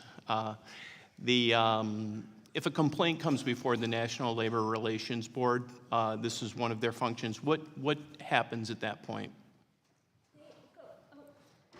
Yeah, this is a really important thing. I think it's not really well understood. One thing is individual citizens do not have a private right of action as it relates to the National Labor Relations Act. So if their employer is getting in the way of them being able to organize, breaking the law, they can't actually hire a lawyer and go out and sue that employer. They cannot do that. The NLRB is the only game in town if they want to get a fair hearing about. So that is what the NLRB is for. It's there to adjudicate whether one of the things it does is to adjudicate when there's issues related to that, like if an employee feels like their employer has violated their right to organize. That's one of the places the NLRB steps in. Thank you so much. Are there any outstanding complaints before the NLRB related to Elon Musk's holdings or any companies that he runs? Yes, Elon Musk has been under investigation, either himself personally or for actions taken by the companies he owns, by multiple federal agencies from OSHA to SEC to the NLRB. The New York Times found that 11 federal agencies were looking into violations of companies owned by Musk, and surprise, surprise, there were also, those same agencies are also the ones being faced with DOJ actions. And can a president remove a member of the NLRB without any process? No, it needs a process. What the president did with Gwen Wilcox was an illegal firing. What it did was take away the independence of the NLRB by saying that she was unduly favoring the rights of employers. It just made it very clear to the rest of the people on the NLRB that if they want to keep their jobs, they need to rule on the side of employers. It's no longer independent. And the NLRB members serve a 5-year term. Is it intentional why that is a 5-year term? It's supposed to be a case where it is an independent agency. It is not, if a Democrat is there, it actually can go over into a Republican president's term as an independent agency, but President Trump has undone that. Thank you so much. Dr. Beach, you were the commissioner of the Bureau of Labor Statistics. That's correct. And I appreciate your service to this country. And how long was your term? For 4 years. 4 years, and those terms generally move from one potential administration to another with their timing. Is that correct? Yes, 4 years, but I served at the pleasure of both presidents. They could have dismissed me at any time. Thank you. And if they had chosen to dismiss you, would there have been a process that would have had to have been followed, or could they have just indiscriminately let you go? As far as I know, the process would be packing up some boxes and leaving the office. I believe that the process would require, just like your approval in that position of commissioner, approval, advice, and consent of the Senate, it would also require advice and consent of the Senate for removal congressional authority. I yield back, Mr. Chair. I thank the gentleman. I recognize the gentleman from Missouri, Mr. Under. Thank you, Mr. Chairman, and thanks to all the witnesses who came here today. The 2020 CARES Act with enhanced unemployment benefits cost $900 billion over a year and a half, followed by then the 2021 Appropriations Act, and then ARPA, of course, has, in addition to generating extraordinary inflationary pressures that our American economy, businesses, and individual Americans struggle under today, in addition to that, it resulted in a decrease in workforce participation. The ranking member was bragging about so-called job creation under the Biden administration, and yet workforce participation is at a historic low. We have 7.6 million unfilled jobs. And I would note that 60% of all job creation since 2021 has been recovery of job loss during the pandemic, not new job creation. And I would further note that 22% of all new jobs created in 2024 were government jobs, not jobs in the private sector. And finally, that in 2024, the last year of the Biden administration, the average inflation rate was 4%, compared to the pre-Trump, pre-COVID inflation rate, unemployment rate of 3.5%. You know, we talk a lot when we're in this committee. We talk a lot about skilled workforce training, career and technical education, but a lot of this job loss has been in entry-level jobs, the kind of jobs one might take in small business franchises, in the hospitality industry, in the hotel industry. And could you comment, Ms. Pronounce your name for me, I apologize. Mayetta. Mayetta, could you comment about the effect of that loss of entry-level workers? Because I think I was once in an interview, a hostile interview. He said, well, you Republicans want everyone to be punching a clock. And I said, well, my first 3 jobs were I punched a clock. Are you demeaning the value of that? And I think this loss of entry-level workers in our economy has been devastating. Would you care to comment on that? Absolutely. Thank you, Congressman, for the question. You know, as I said earlier in my testimony, the hotel industry is down some 200,000 jobs since the pandemic. It has been increasingly difficult to fill those positions. We have tried to be as competitive as possible by raising wages 15% faster than the national average, expanding our benefits, making sure that, you know, some members have started to implement sign-on bonuses, offering transportation credits, health care for part-time employees, discounts and perks, and yet we are still seeing difficulty in hiring and competing with, you know, big box retail that has millions of dollars to invest in advertising. A lot of our small businesses simply can't compete with that. One thing that is critically important for our industry is the H-2B legal guest worker program. So many of my members rely on that to fill especially peak and seasonal jobs. Some of my members are actually in town today to meet with your colleagues here on the Hill from the resort and independent community.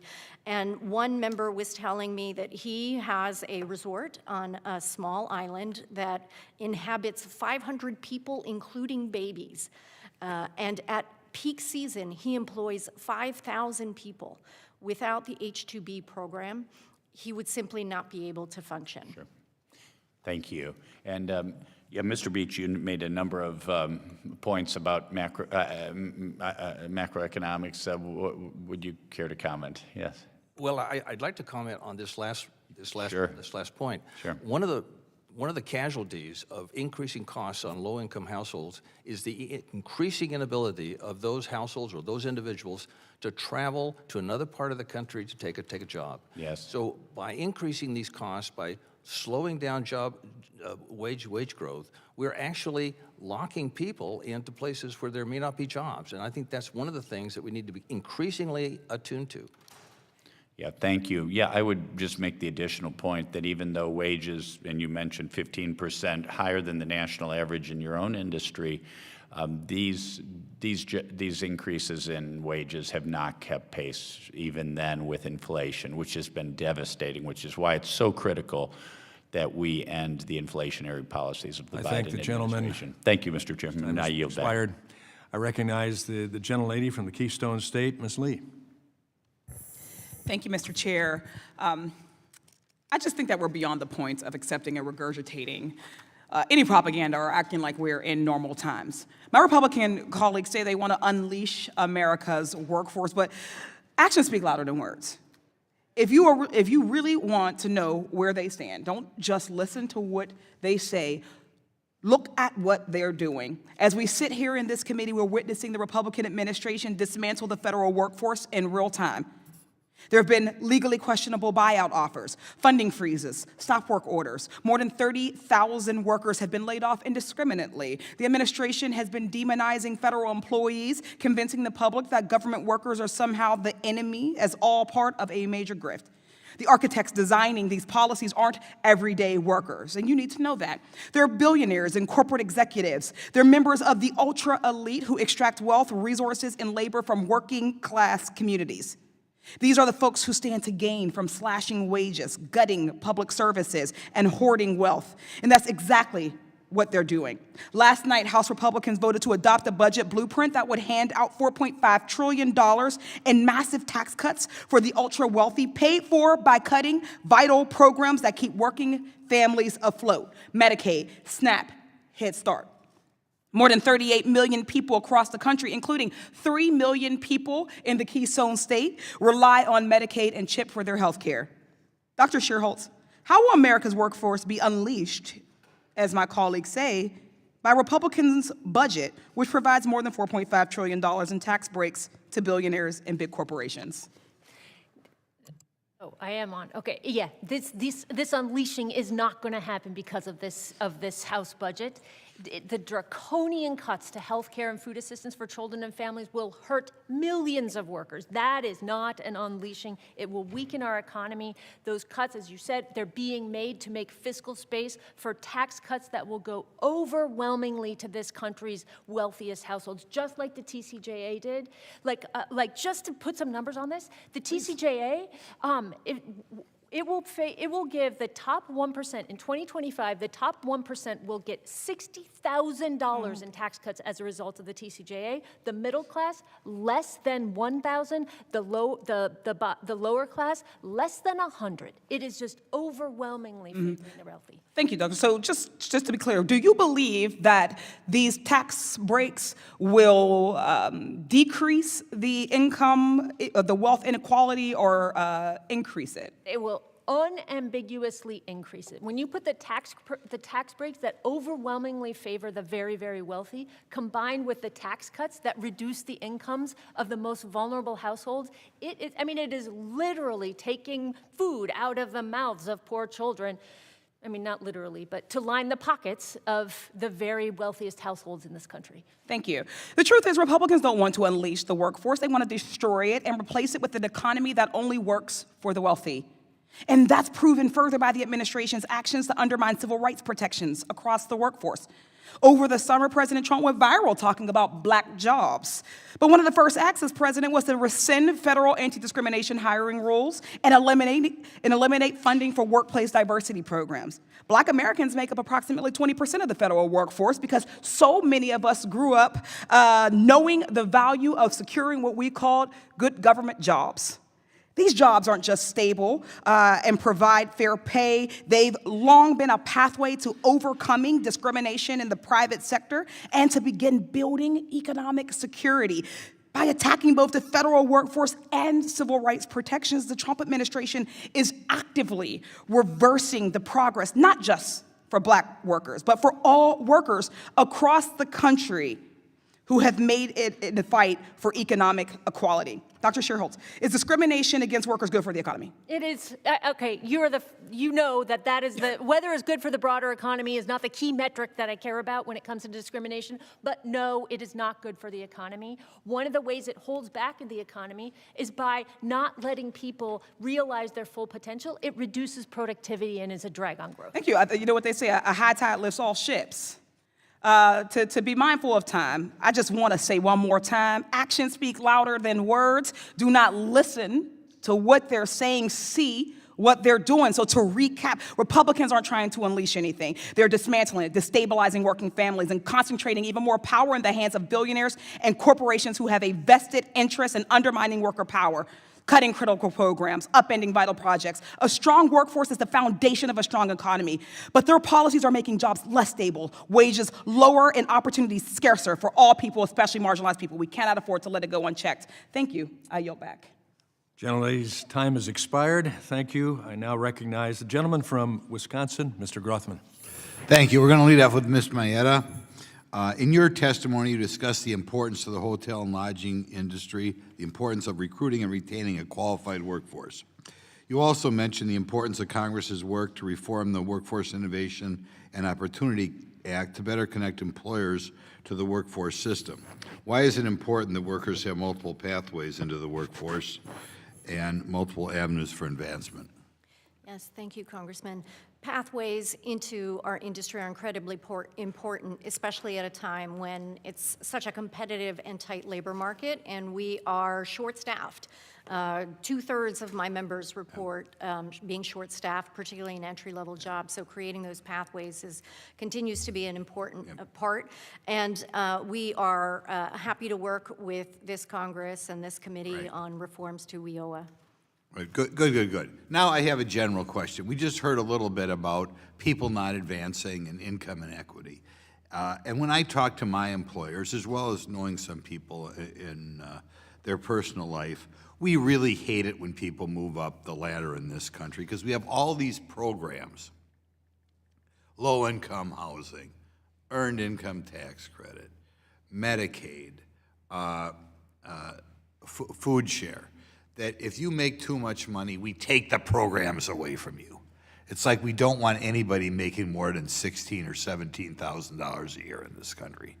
And as the result, people, I think, are kind of stuck because you talk to employers and they say, my employees are turning down raises. They don't want overtime because they're going to lose their government benefits. Do you guys find this a problem? Or they got to look for cash work, which is probably not advisable, but it's the only way they can make more money because the government whacks them over the head with these government programs. We bribe them not to work too hard. Is this a problem you guys find in your businesses? I can address this first. I mean, I'm looking here at NFIB's data that came in from January too. 35% of all owners reported job openings they could not fill in the current period. So that. Well, yes, but do you get, this is what I'm getting. Yeah. And I get it all over my district. You get people working, they can't work more than maybe 16 or 17 hours a week. They can't accept a raise because all these government programs We give you like almost a free apartment, a nice free apartment, and then if you make more than 16 or 18,000 bucks a year, they begin to force you to pay, normal rent. So in essence, we are contributing to this income gap by telling so many people in the country, don't work harder, we're going to take away your government benefits. We certainly saw that in the 2021 period. I was working both in the Trump administration and Biden administration on just what were the disincentive effects of what we had just passed with good intentions. And there's evidence out there that well-intended programs can discourage work effort. I want to tell you this one thing, though.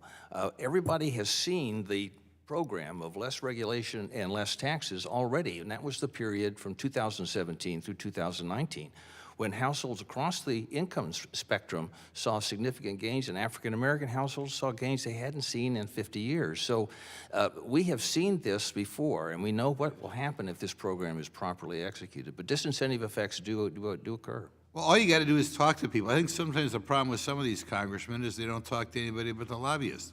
If you get out in the real world, you will again and again find stories of employees who have to turn down extra hours, they have to turn down raises, they can't move up the income ladder because of the stupid programs are so generous that they in essence, you're stuck in there for life. And the other thing is you can't get married, that's another matter, where you're gonna lose your bennies. So I think we had a big problem starting with Lyndon Johnson, where they began to put in huge programs and you lose your bennies if you work too hard. And the message we're sending to people is, don't work very hard. And I mean, I'm sure in the hotel and lodging industry that's true. It's true anywhere where you have people making in that $15 to $20 range, where you can easily push yourself to the point where you lose your low-income housing. I would say that what you're talking about is cliffs in benefit programs, where you get one more dollar and then you lose your benefits. What the answer to that then is to work with those programs to make them less cliffy. Don't address that there. Don't try to take away the generosity of the programs because they're providing. Gentleman's time has important expired. Now we move on to the gentleman from Connecticut, Mr. Courtney. Thank you, Mr. Chairman, and thank you to the witnesses for being here today. I have to say, I think there's really an amazing disconnect listening to the majority's sort of narrative today about ways to, strengthen the economy, when at the very moment that we're sitting here, we're seeing lots of warning flags about the fact that the economy actually is going in a very negative direction very quickly. This morning's Telegraph out of London has a story, economists are starting to worry about a serious Trump recession. The Consumer Confidence Index, which was just released a couple days ago, again, had its biggest monthly decline since August 2021 as inflation fears take hold. And again, if you read these articles and stories, it's because of the Trump tariff regime that is driving, again, this uncertainty and really hesitancy that is going to really, I think, haunt the economy in very, very short period of time. Again, the layoffs, which Ms. Lee talked about, is adding to, I think, the negative downward pressure that's happening to the economy. Again, I represent a district with a large military base. We're going to have thousands of DOD layoffs. We have a fire station, firefighter station on submarine base. They have 6 out of the 14 employees there are probationary, which again is the DOJ target cohort that's there. And again, regardless of the fact that fires on Navy ships is a really bad thing, that does not come into the equation of this Trump policy that, again, is just indiscriminately reducing the workforce, and at the same time, the tariff policy is driving up prices. And that's not just me saying that. Reuters had a story, again, just a couple days ago about U.S. manufacturers see high metal prices as tariffs near. Steel prices have gone up 20% since the election. That's not happening in Europe. It's not happening in China. It's happening, again, because the market is reacting to what they hear from the White House. And the president said it yesterday, that the tariffs against Canada and Mexico are back on the table, which again, his month delay is now running out.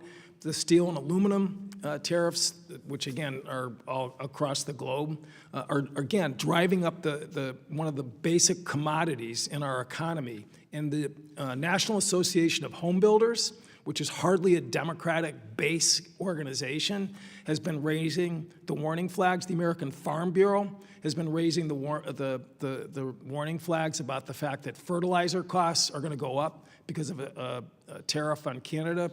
Again, 25% addition to fertilizer costs, which most of it is imported from Canada, is the reason why the American Farm Bureau is begging the administration and Congress to not let these tariffs go into effect. So, Dr. Schierholz, from a macroeconomic standpoint, when you see policies that are driving up costs very quickly in real time as we're sitting here today, and again, layoffs that are happening at the same time, I mean, that sounds like a formula for stagflation.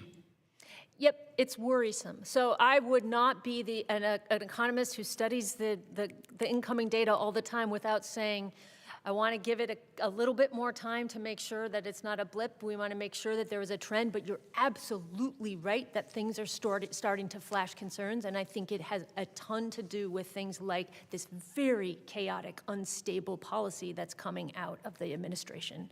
It is like nothing we've ever seen before.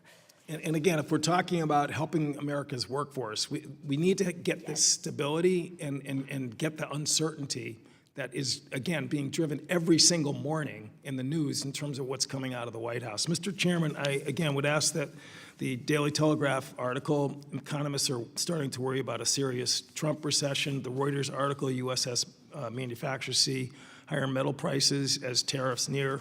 And CNN consumer confidence registers the biggest monthly decline since August 2021 as inflation fears take hold, admitted for the record. Without objection, hearing none. I yield back my inserted. time. I thank the gentleman. I recognize the gentleman from North Carolina, Mr. Harris. Thank you, Mr. Chairman, and thank you to all of you on the panel. And I apologize for folks coming in and out, but a number of other committee meetings and markups are taking place. But I did have the pleasure of reading your testimonies and looking over them. And I did want to ask you something, Dr. Beach. Your written testimony makes it clear that overregulation is hurting American businesses and workers. In fact, you made a statement, regulations function as a hidden tax, siphoning resources away from productive use. Businesses must redirect capital toward compliance instead of expanding current operations and researching new technological breakthroughs. During the first Trump administration, the president's focus on deregulation efforts benefited workers. Why was this effort so beneficial, in your opinion? I think it stimulated investment, and the investment caused a greater pool. Investment dollars are out there in the banking system. They're out there in private companies to invest in expansion of their companies and also to start new companies. We see, the real key here is whether or not the free enterprise system is creating new businesses. That's the metric you should look at, not big businesses, but the small ones. From the sub-chapter S corporations to the proprietor. And I think that's one of the major things that happen. And of course, when that happens, when workers have new equipment, new businesses to work, they're more productive. And when productivity rises, then their wages rise. And we saw almost an immediate effect. But you don't have to go back to the Trump administration to see that. You can see that in the Clinton administration. You can see that in the Carter administration. In fact, every time we've had a significant deregulatory wave, we have seen a boost in economic output, a boost in inflation, a decrease in prices.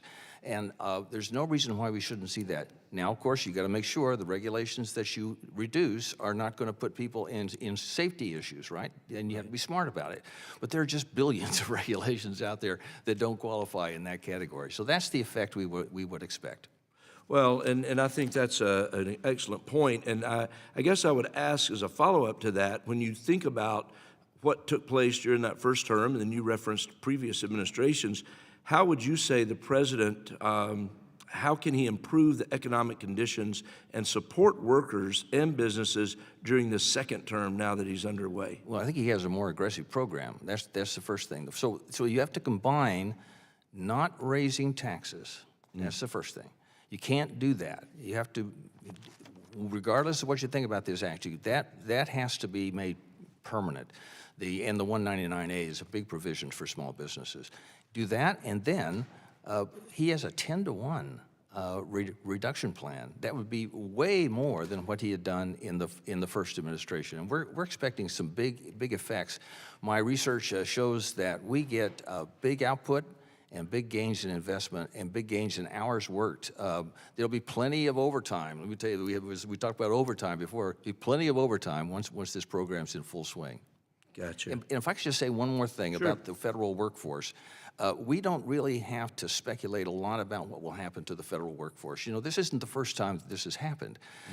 I'm old enough to remember, and perhaps you are as well, the Reinventing Government program of the Clinton-Gore administration.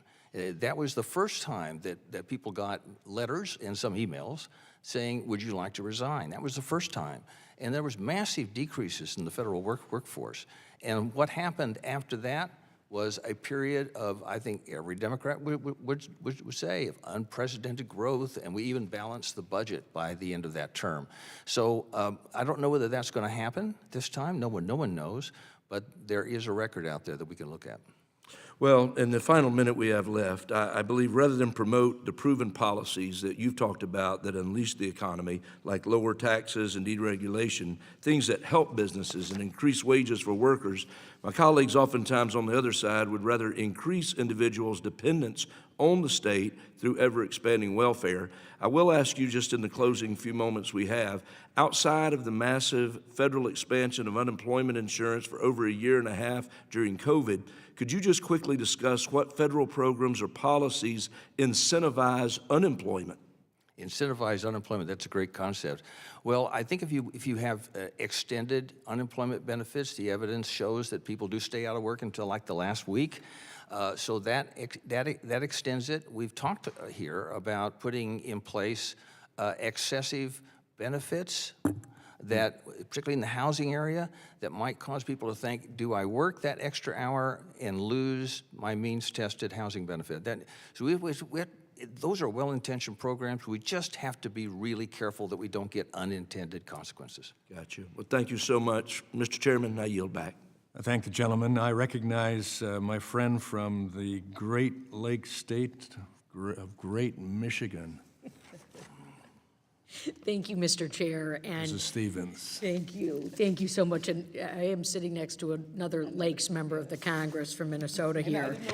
So, but we pride ourselves on our fresh water.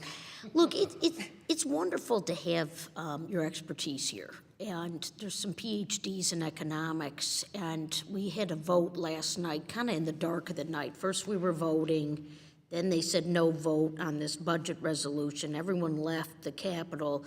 Then out of nowhere, they said, we're actually just kidding, we're going to vote. I mean, it was wild. Some of these reporters saying, covering the Congress for decades, they'd never seen anything like it.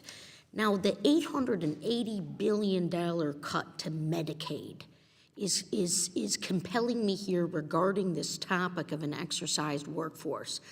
Because as an evangelizer of special education programs, fully funding the realized promise of IDEA and special education in the United States of America, I also think about the families in Oakland County, Michigan, who have children with medically complex conditions and scenarios. And I've heard this all over.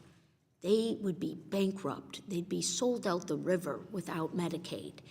And so, Dr. Schierholz, maybe you could start here, because I'm just trying to think, when we have the lowest levels of unemployment, otherwise known as the highest levels of jobs in Detroit, Michigan, manufacturing town, in over 50 years. That happened 2 years ago. I told the president about it. I thought, this is exciting. This is a moment for us. But what does this mean if we're going to really make all these cuts to Medicaid? And what does that do to our workforce? It's really, really bad for our workforce and for our most vulnerable families. And the other thing about Medicaid, in addition to the things that you were mentioning, is cutting Medicaid will have negative impacts, not just now, but literally for generations. There is very solid research that shows kids getting Medicaid as a kid, they have better outcomes, better income, better health, better educational attainment as grown-ups. So when you think about the idea that policy that is so unbelievably effective in helping our most vulnerable houses, the idea that households, the idea that is on the chopping block is just And mind-boggling. these are working professionals, and we want these people. I mean, sometimes they get home health for that dependent, and I'm just thinking to the hotel and lodging, you're in this big race for, workers. But I'm just thinking, wouldn't that help you get more workers if people were, had their Medicaid? Thank you, Congresswoman, for that question. Look, I can tell you that we offer competitive wages and expanded benefits, and at the same time, we are still 200,000 people down. So there are certainly a lot more pressures that exist in terms of attracting people into our industry. Yeah, it's a shortage, and I just think about, look, I'm in my communities, and I think about these people, they want to go to work, and they got dependents, and they need the schools with the programs, and they need the access to health. And, Doc, you're also an economist. I mean, haven't you read about this, that we need health care for the most vulnerable so that they can get to work? I mean, we got 200,000 open jobs. What's the impediment? Is it a workforce protection, or is it actually basic services that enable people to go and work? Healthcare is absolutely essential for workers. That's true. And we're talking about Medicaid right now and cuts to Medicaid. I would encourage everyone on this committee to think about the billions of dollars in Medicaid missed payments that have been documented. The misallocation of funds to people who are not executing the program. And there's a lot we can do before we go into the Medicaid program where it affects individuals and their recipients of it. Maybe I'll have a roundtable with some of these people who've been abusing Medicaid. I just have never met them. They're the out only there. people I meet are the people who are working their tails off, trying to make ends meet. I don't know if you've ever walked into a union household, because I have. Yeah, And correct, this one. is not a shout back at you. I'm just saying, I meet these families, and they're incredible, and they want their kids to exercise their full potential. And you're right. I'll be honest, we do have to have a cleanup of waste, fraud, and abuse, but not at the expense of punishing a workforce when we got job openings and needs. These are our taxpayer dollars, and we're paying into a government as Americans that is owed to us, not gajillionaires who in the dark of the night are proposing things and not responsible conversation. And so I thank my chair for enabling me to use my 5 minutes as a lawmaker to start this conversation. I look forward to continuing to have it, and I yield back. I thank the gentlelady, and I recognize the gentleman from Guam, Mr. Moylan. Thank you, Chairman Weiberg and Ranking Member Scott. Thank you for hosting this important hearing on the American workforce. And I'm also glad to have Ms. Mayetta here today representing AHLA. The hospitality and tourism industry supports thousands of Guam in my district, and it's vital to Guam's economy. I'm also glad to hear support for the H-2B visa program. Now, H-2B workers fill gaps in Guam's workforce, and participate in the growing our economy tremendously, and work to strengthen our national security at this critical time, inside and outside the military bases. So we must work to expand and extend the H-2B program and give businesses the tools they need to succeed. And likewise, the Tax Cuts Jobs Act provides important tax relief for our local businesses. We must reauthorize the Tax Cut Job Act and give our businesses and our workers the relief they need to thrive. Now, strong economics support American prosperity and the American dream. And simply put, the economic security is a national security. And that's important in the Indo-PACOM, specifically against our aggressors. And over the last 4 years, policies like the Biden administration show why doctors operate with scalpels and not hammers. Now, the one-size-fits-all rulemaking is not an option. I encourage the Trump administration and Congress to appreciate the unique circumstances in the territories in policymaking, please. And regulations like the overtime rule, it just unjustly affects my community and districts like mine. The Trump administration's commitment to working individually with states and territories is a meaningful improvement. I'm thankful for that. So my first question is for Ms. Mileto. And you testified between 2021 and 2024, small businesses face $1.8 trillion in costs of complying with regulations. How might small businesses have otherwise used that money to invest in their workforce if they had not faced those burdens? Thank you, Representative, for that question. So the hidden tax, as Dr. Beach mentioned, comes out to about $50,100 per employee, the hidden regulatory tax there. That's a lot of money, and a lot of money that small business owners could use on other things, investing in their business and investing in employees.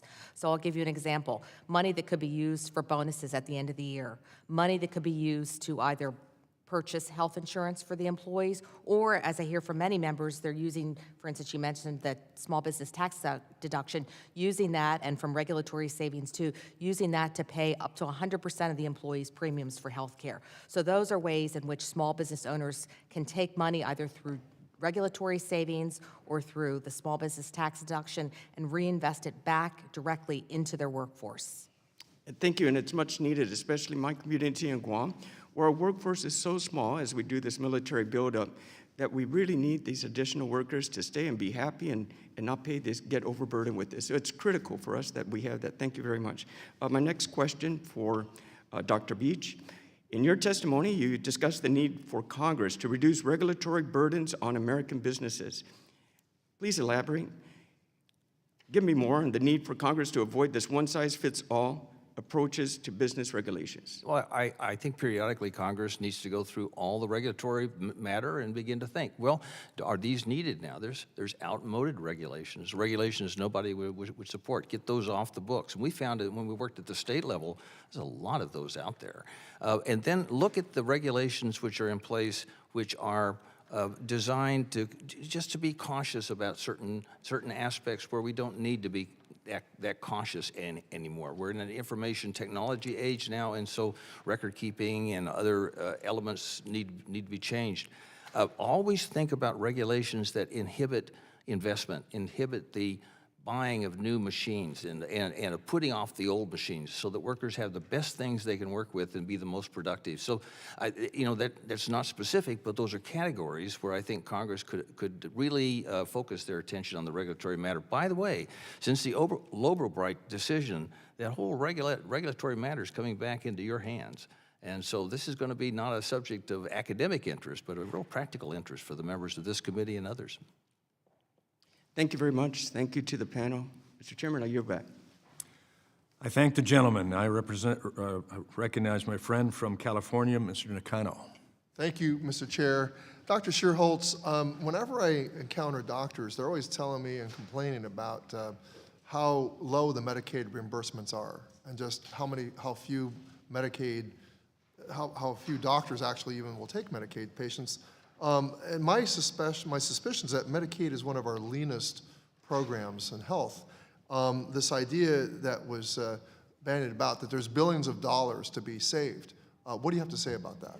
So it is a large program. I'm not saying that there's zero waste, but you're absolutely right. It is an incredibly lean program. And what we know is there is certainly not $880 billion worth of waste, which is what the House budget is trying to cut from Medicaid. What that means is that there is no way that this will be cut without absolutely gutting benefits that go to households who really, really need it. Thank you for that.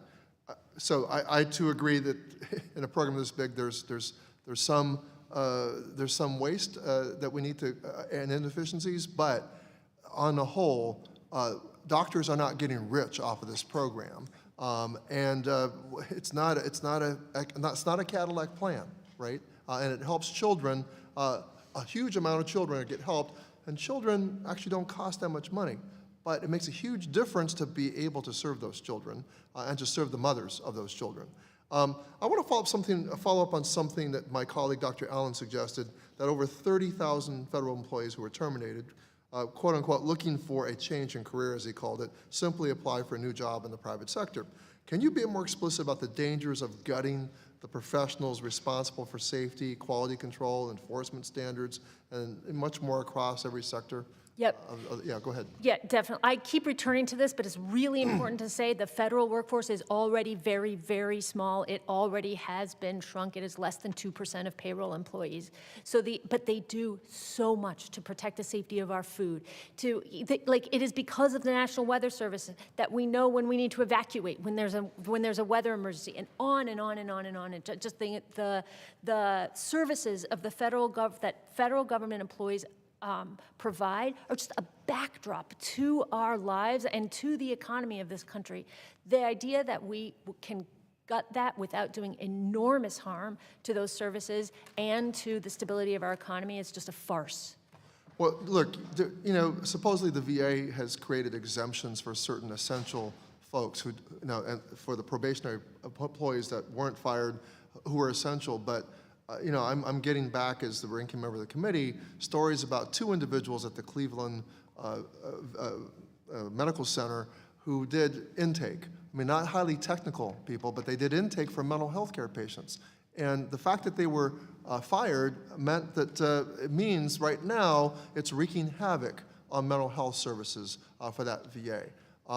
And this is being derided as, well, they can just go get a job in the private sector. But what people fail to recognize is that, as you said, the federal government is already lean. The federal workforce has already been shrunk over time. In fact, the VA and the health administration area, the VHA, is 40,000 understaffed. And that's why there are access issues at the VA. Can you also talk about the economic implications of layoffs of this magnitude?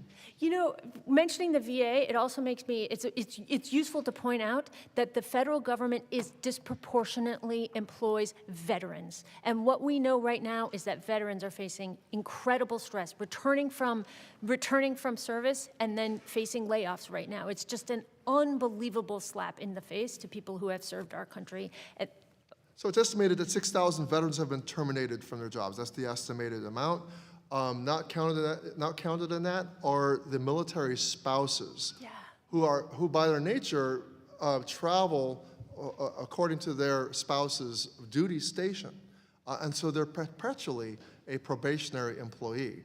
And we're caught up in this algorithm of everybody who's on a probation that it's harder to fire people who are more senior and who have tenure. But let's make a political show of just firing as many people as we can to show that we're cutting waste, fraud, and abuse. That whole premise is belied by the fact that they fired the inspector generals whose job it is to find waste, fraud, and abuse. I don't think they actually had any kind of a plan or any kind of an analysis to show where this waste, fraud, and abuse was. It looks like the evidence shows it's willy-nilly, indiscriminate firing of probationary employees. I yield back. I thank the gentleman. I recognize the gentlelady from North Carolina, whose portrait hangs behind us. Oh, I forgot about that. Well, we didn't. And, we're glad it hangs there, and I recognize her for her testimony. Ms. Fox. Thank you, Mr. Chairman. I appreciate that very much. And I want to thank the witnesses for being here today. Dr. Beach, in your testimony, you explained that cutting federal regulations could be as good or better than making tax cuts permanent. And we've actually heard this from business and industry. Yeah. Cutting taxes is extremely important for unleashing the American worker, but why do federal regulations have such an outsized impact on economic growth? And what sort of benefit would workers experience if both tax cuts and regulatory reform are made? Well, the answer to that is that in the last 15 years, regulations have just grown tremendously. All the data shows a massive increase. These regulations are primarily in the financial sector. They're in areas affecting investment, in manufacturing, and in transportation. And they're not necessarily in the safety and health areas. They're in the compliance of this and that and so forth and so on.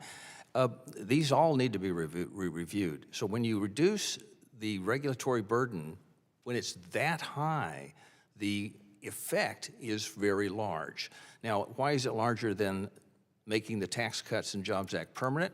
Well, you're just avoiding a tax increase here. So you're telling businesses, well, your taxes are not going to go up. Individuals, your taxes are not going to go up. And you may want to do a few things, overtime and, tax for tips and that sort of thing. That may be possible. But right now, the opportunity is on the regulatory side in terms of growth. Thank you very much. In your capacity at the Bureau of Labor Statistics, were you able to determine why the growth of public service sector jobs accounts for such a large portion of the current job growth? We saw a lot of increase in state and local education, in state higher education during the period 2021, 2022. There was growth in the federal workforce. There's no question about that. Even though it was, as my colleague says, a 2% of all payroll employment, that's still it's a pretty good percentage. So a lot of the growth is happening at the state and local level in the education area. That's what apparently was going on at that time. And it's tied, of course, to federal programs which had the intended effect of increasing employment in those sectors. Thank you very much. Ms. Melito, what workforce issues did small businesses face during the previous administration that Congress has not addressed but should? Thank you for that question, Representative Fox.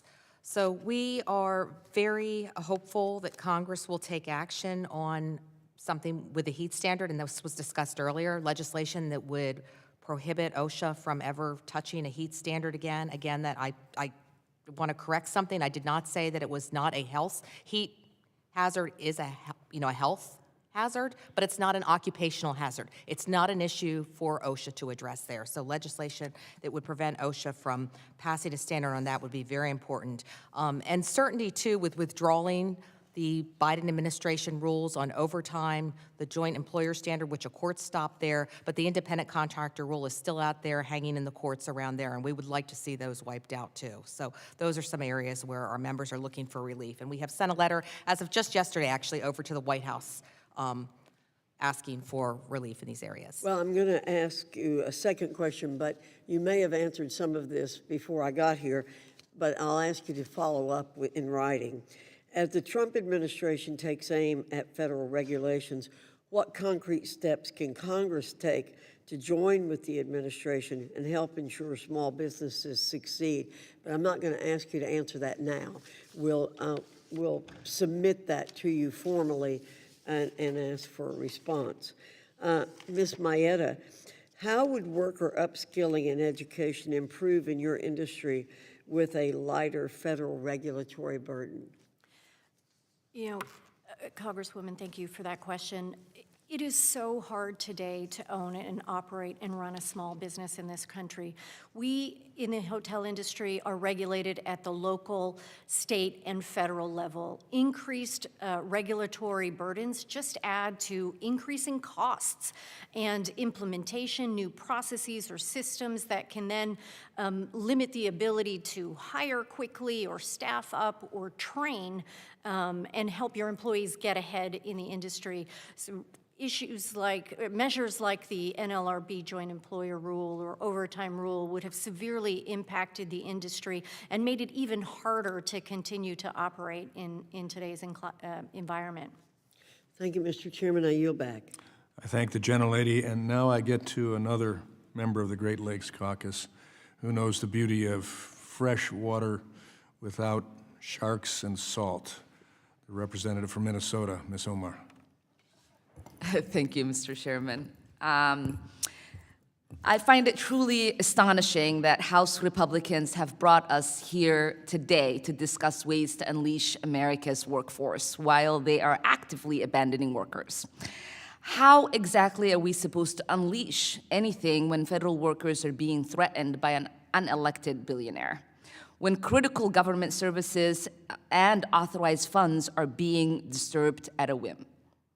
When worker protection, basic safeguards against unsafe working conditions and employment discrimination are being undermined.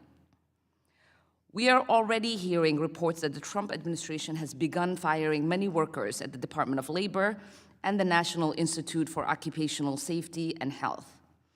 Ranking Member Scott and I recently sent a letter to HHS demanding more information about these staffing cuts and grant distributions. We have not heard anything back yet. Dr. Sherholz, I want you to help us understand how these attacks on critical agencies will impact worker safety. What does it mean for workers if these agencies lose significant numbers of federal employees?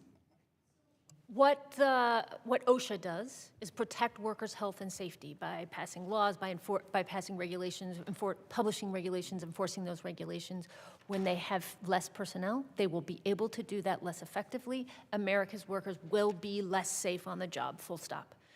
The Wage and Hour Division, for example, they enforce wage protections. They make sure, their workforce has already been shrunk dramatically, so their low-wage workers today lose tens of billions of dollars a year in the form of wage theft by their employers, employers not paying minimum wages that they are owed, not paying overtime that they are owed. We cut Wage and Hour Division, and that skyrockets even further.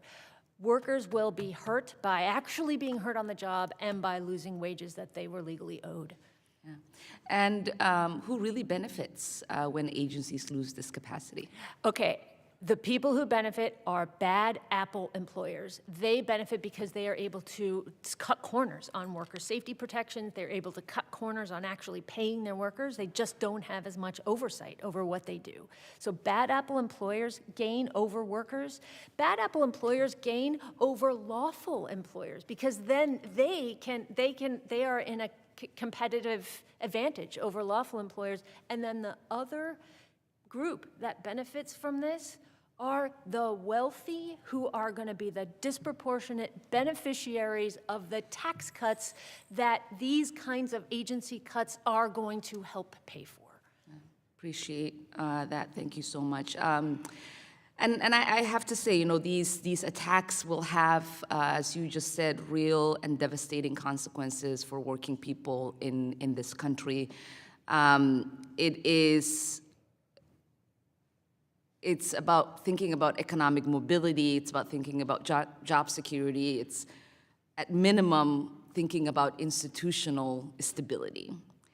And what we are witnessing that is taking place in this country really is something that I find very outrageous and shameful. And I'm glad that we are having this conversation. I hope that we get to have many of these conversations. And lastly, before I yield back my time, Mr. Molino, Ms. Molino, why do you believe workers suffering heat exhaustion is not a work hazard? Excuse me. It is a public health hazard, and OSHA is limited by what the authority that Congress has delegated it. OSHA has authority to regulate and oversee occupational hazards. Yeah, standards, right?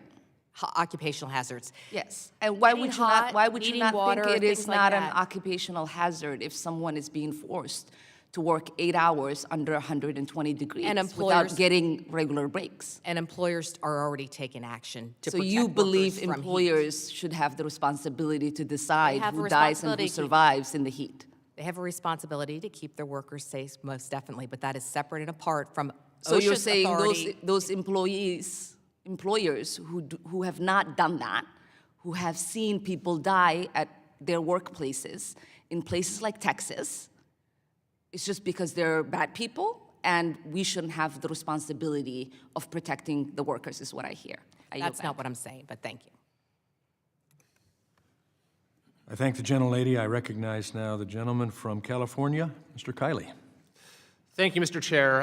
In the last Congress, this committee held the Biden administration accountable for its anti-worker agenda. And now that we've turned the page, we have an incredible opportunity to enable and facilitate the pro-worker, pro-small business, pro-growth policies that are coming from the new administration.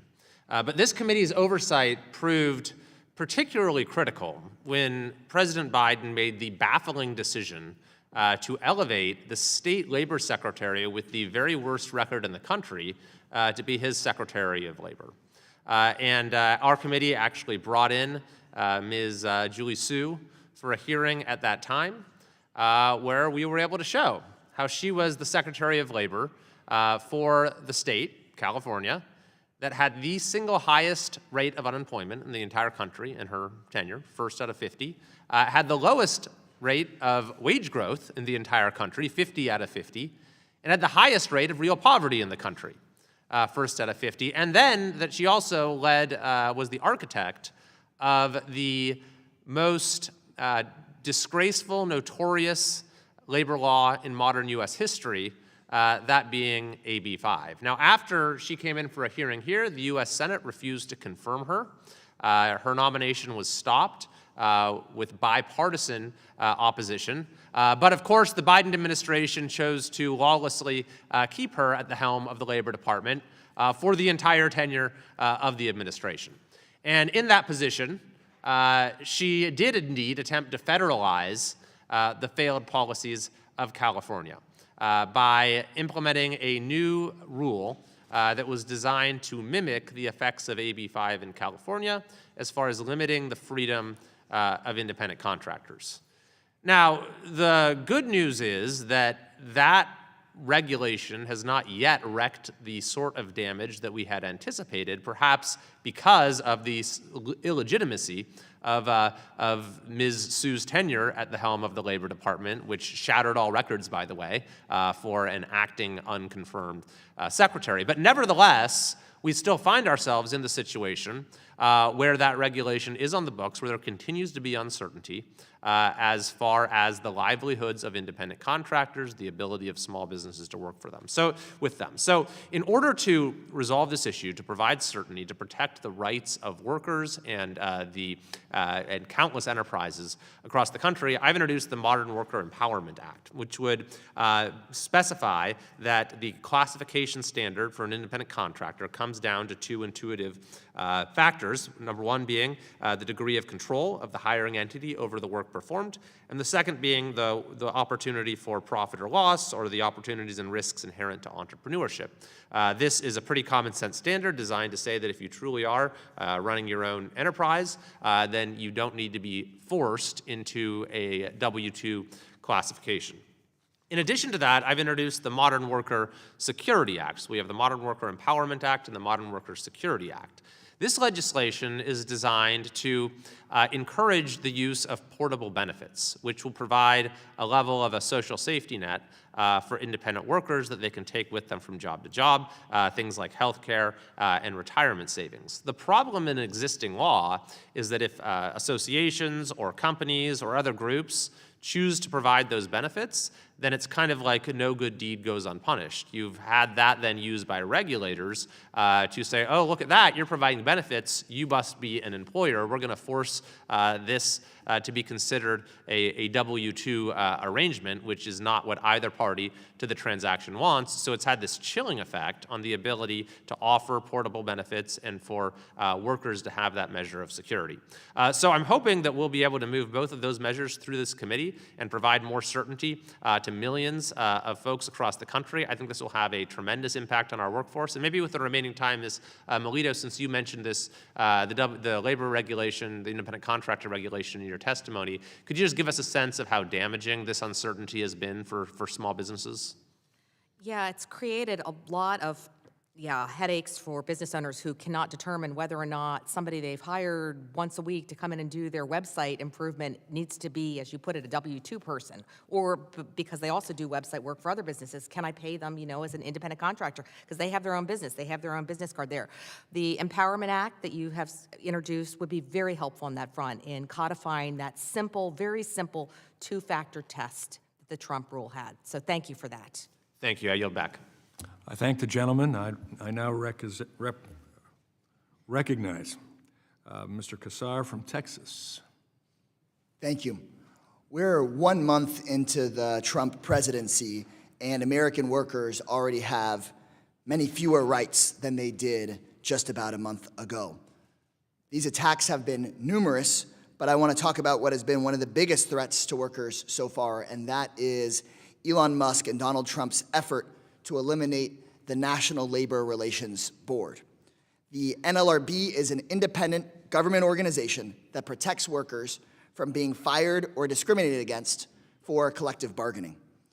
The NLRB was started in 1935 when members of Congress and the president came together and said that workers need more rights and that there needs to be a check on the power of the ultra-rich that caused the Great Depression. So if you try to organize a union at your workplace and your employer fires you, it is the NLRB that makes sure that you are protected. If you form a union and your employer refuses to bargain with you, it is the NLRB that holds those big corporations accountable. Without a strong NLRB, workers will face more challenges in fighting for higher pay, better benefits, and workplace safety. Musk and Trump know this because they know that if you can't bargain, then all you've got left is begging. That is why they are coming after unions. That is why they are coming after workers' ability to bargain together, because they want to be able to force workers at their companies to work for more hours, for less pay, with less safety, less rights, while keeping more money for their big billionaire donors and friends. Dr. Schierholz, is it correct that overall, workers that form a union and bargain receive higher pay and better benefits than those workers who do not unionize and bargain in the same industry?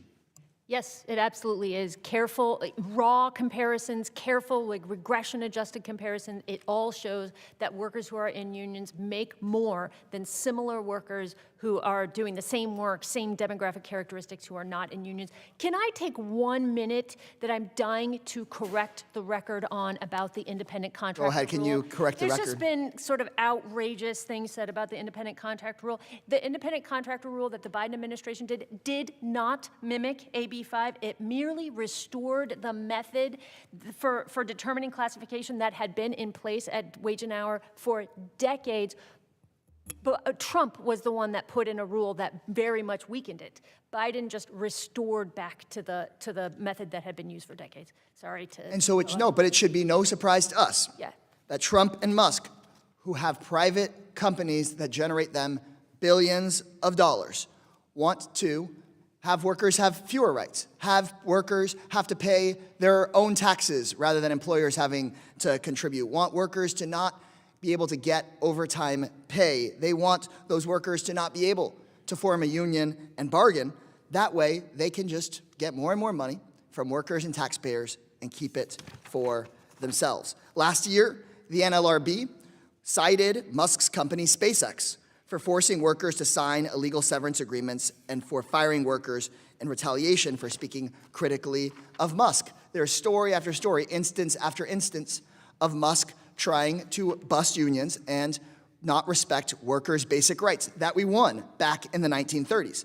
Instead of accepting those NLRB rulings, Elon tried to sue the NLRB out of existence, arguing in court that the organization created by Congress is unconstitutional.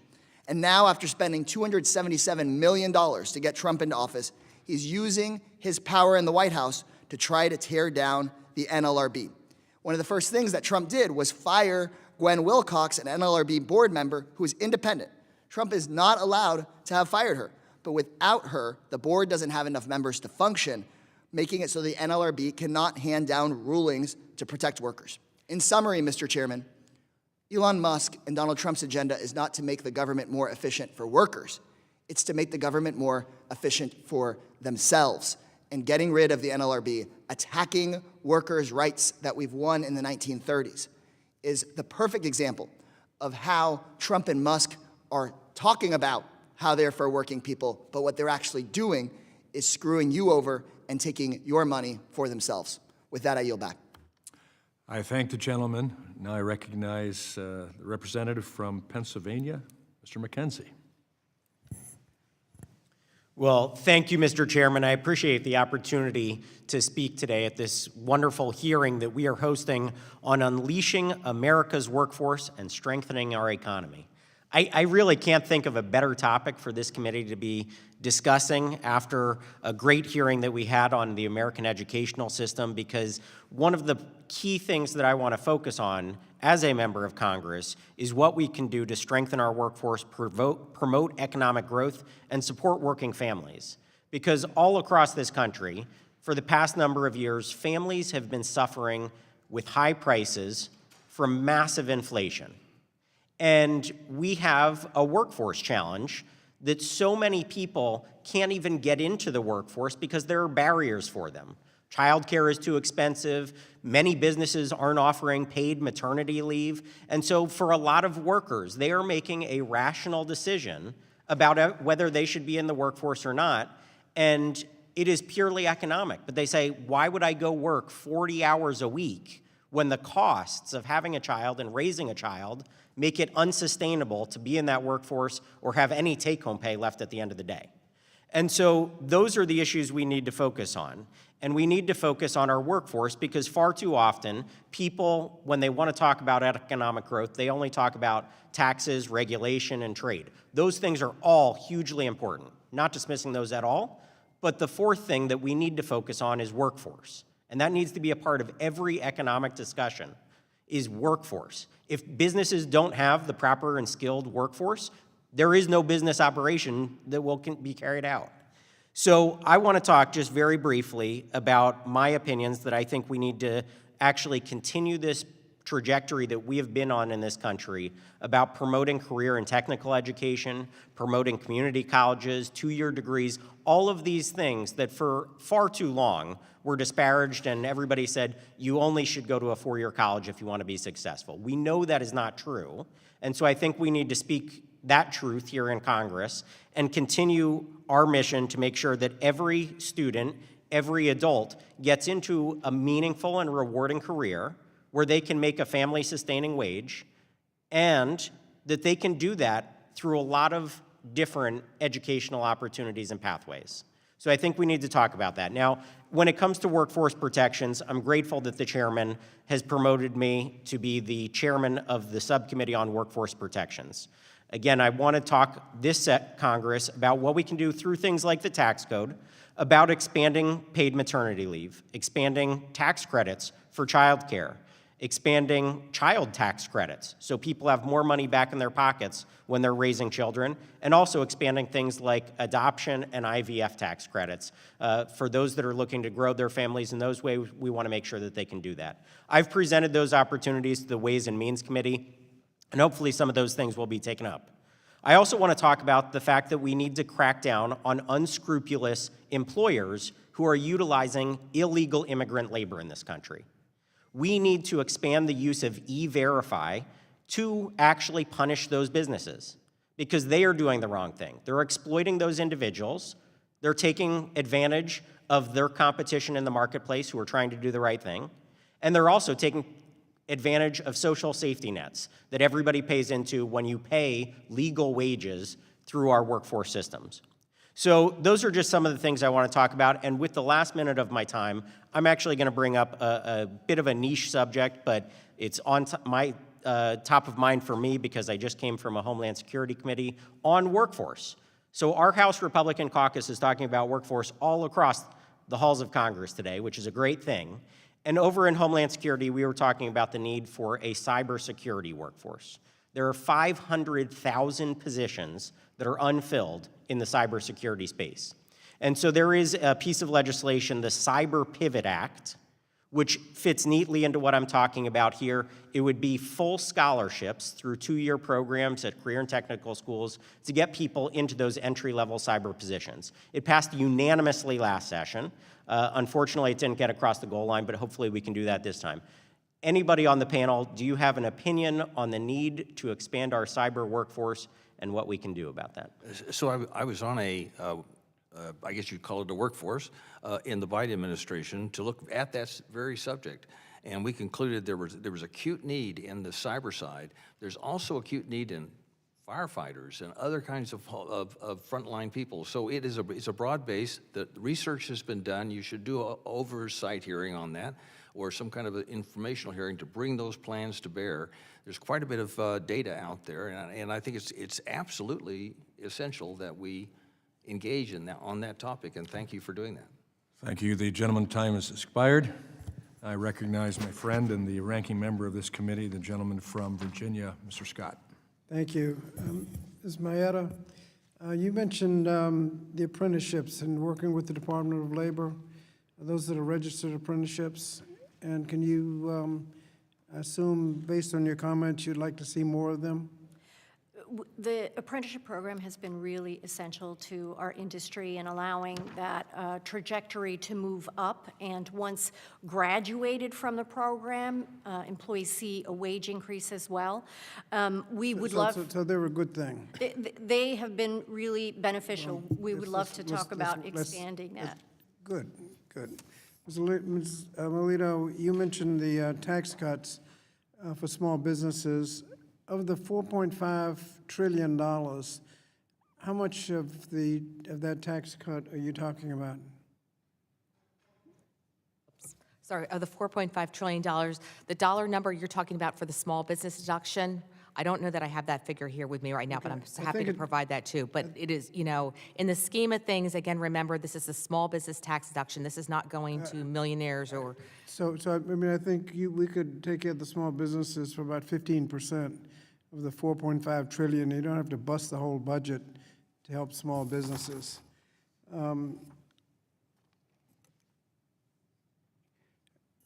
Ms. Sherholtz, you mentioned the size of the federal workforce. Was part of your comment too the fact that of the federal budget, only 5% of the, less than 5% of the federal budget goes to the federal workforce? And that if you, I mean, if you cut it 20%, you wouldn't have gotten 1% of the budget? You said it.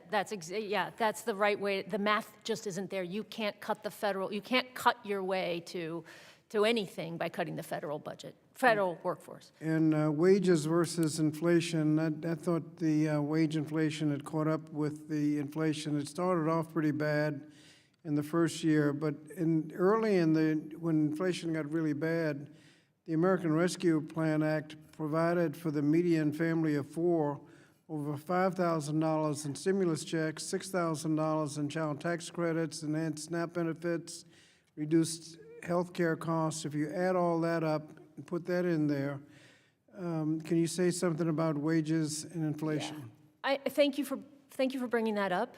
The idea that inflation is outpacing nominal wages is absolutely wrong unless you cherry pick the numbers. If you do what economists typically do, which is compare where we are now to the last business cycle peak, that's the sort of straightforward way to do it. It is unambiguous that working people, low-wage workers, middle-wage workers, high-wage workers, all have higher inflation-adjusted wages now than they did at that last business cycle peak in 2019.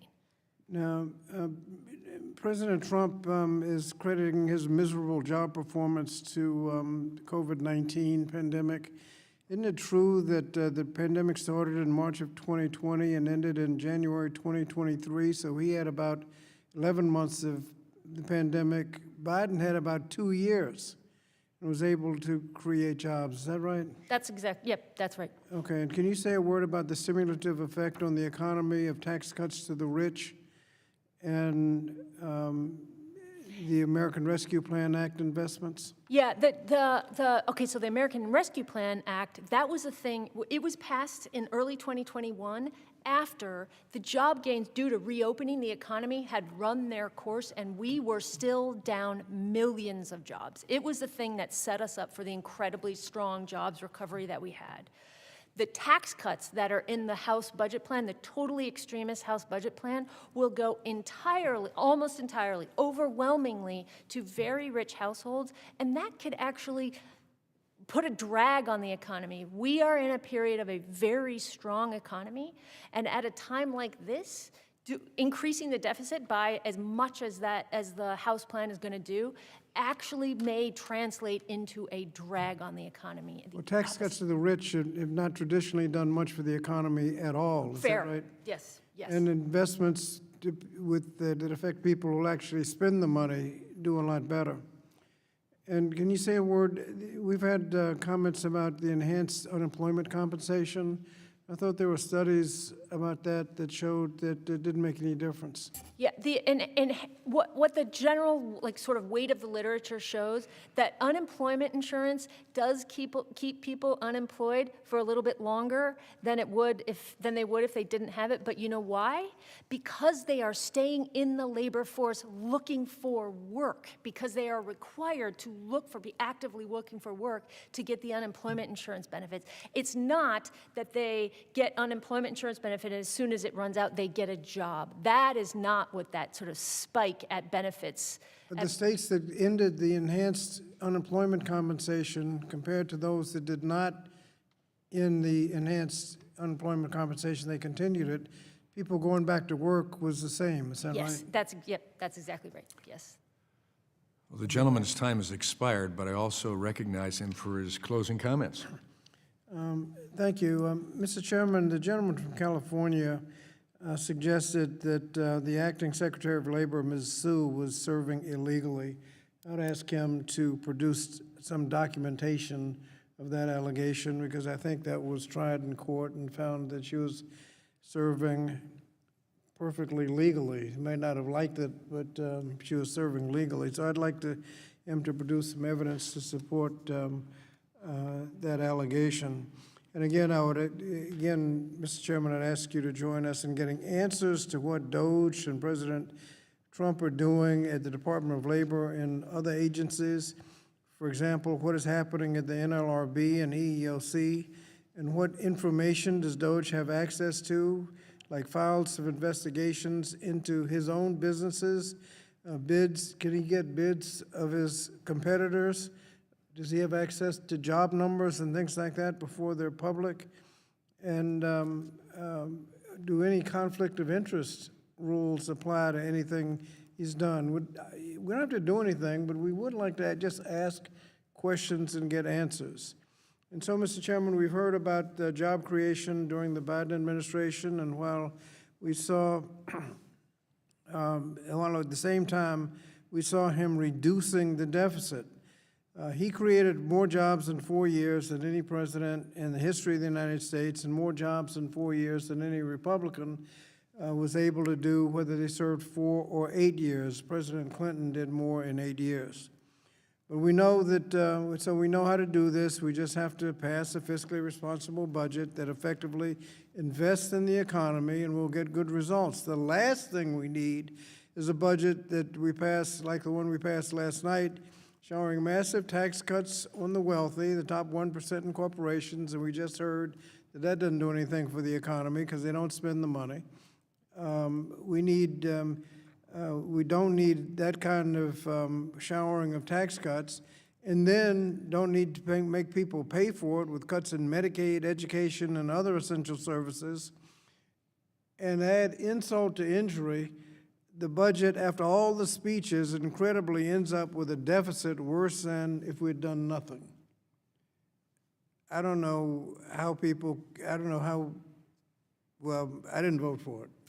So I hope we can do better, Mr. Chairman, and at that I yield back.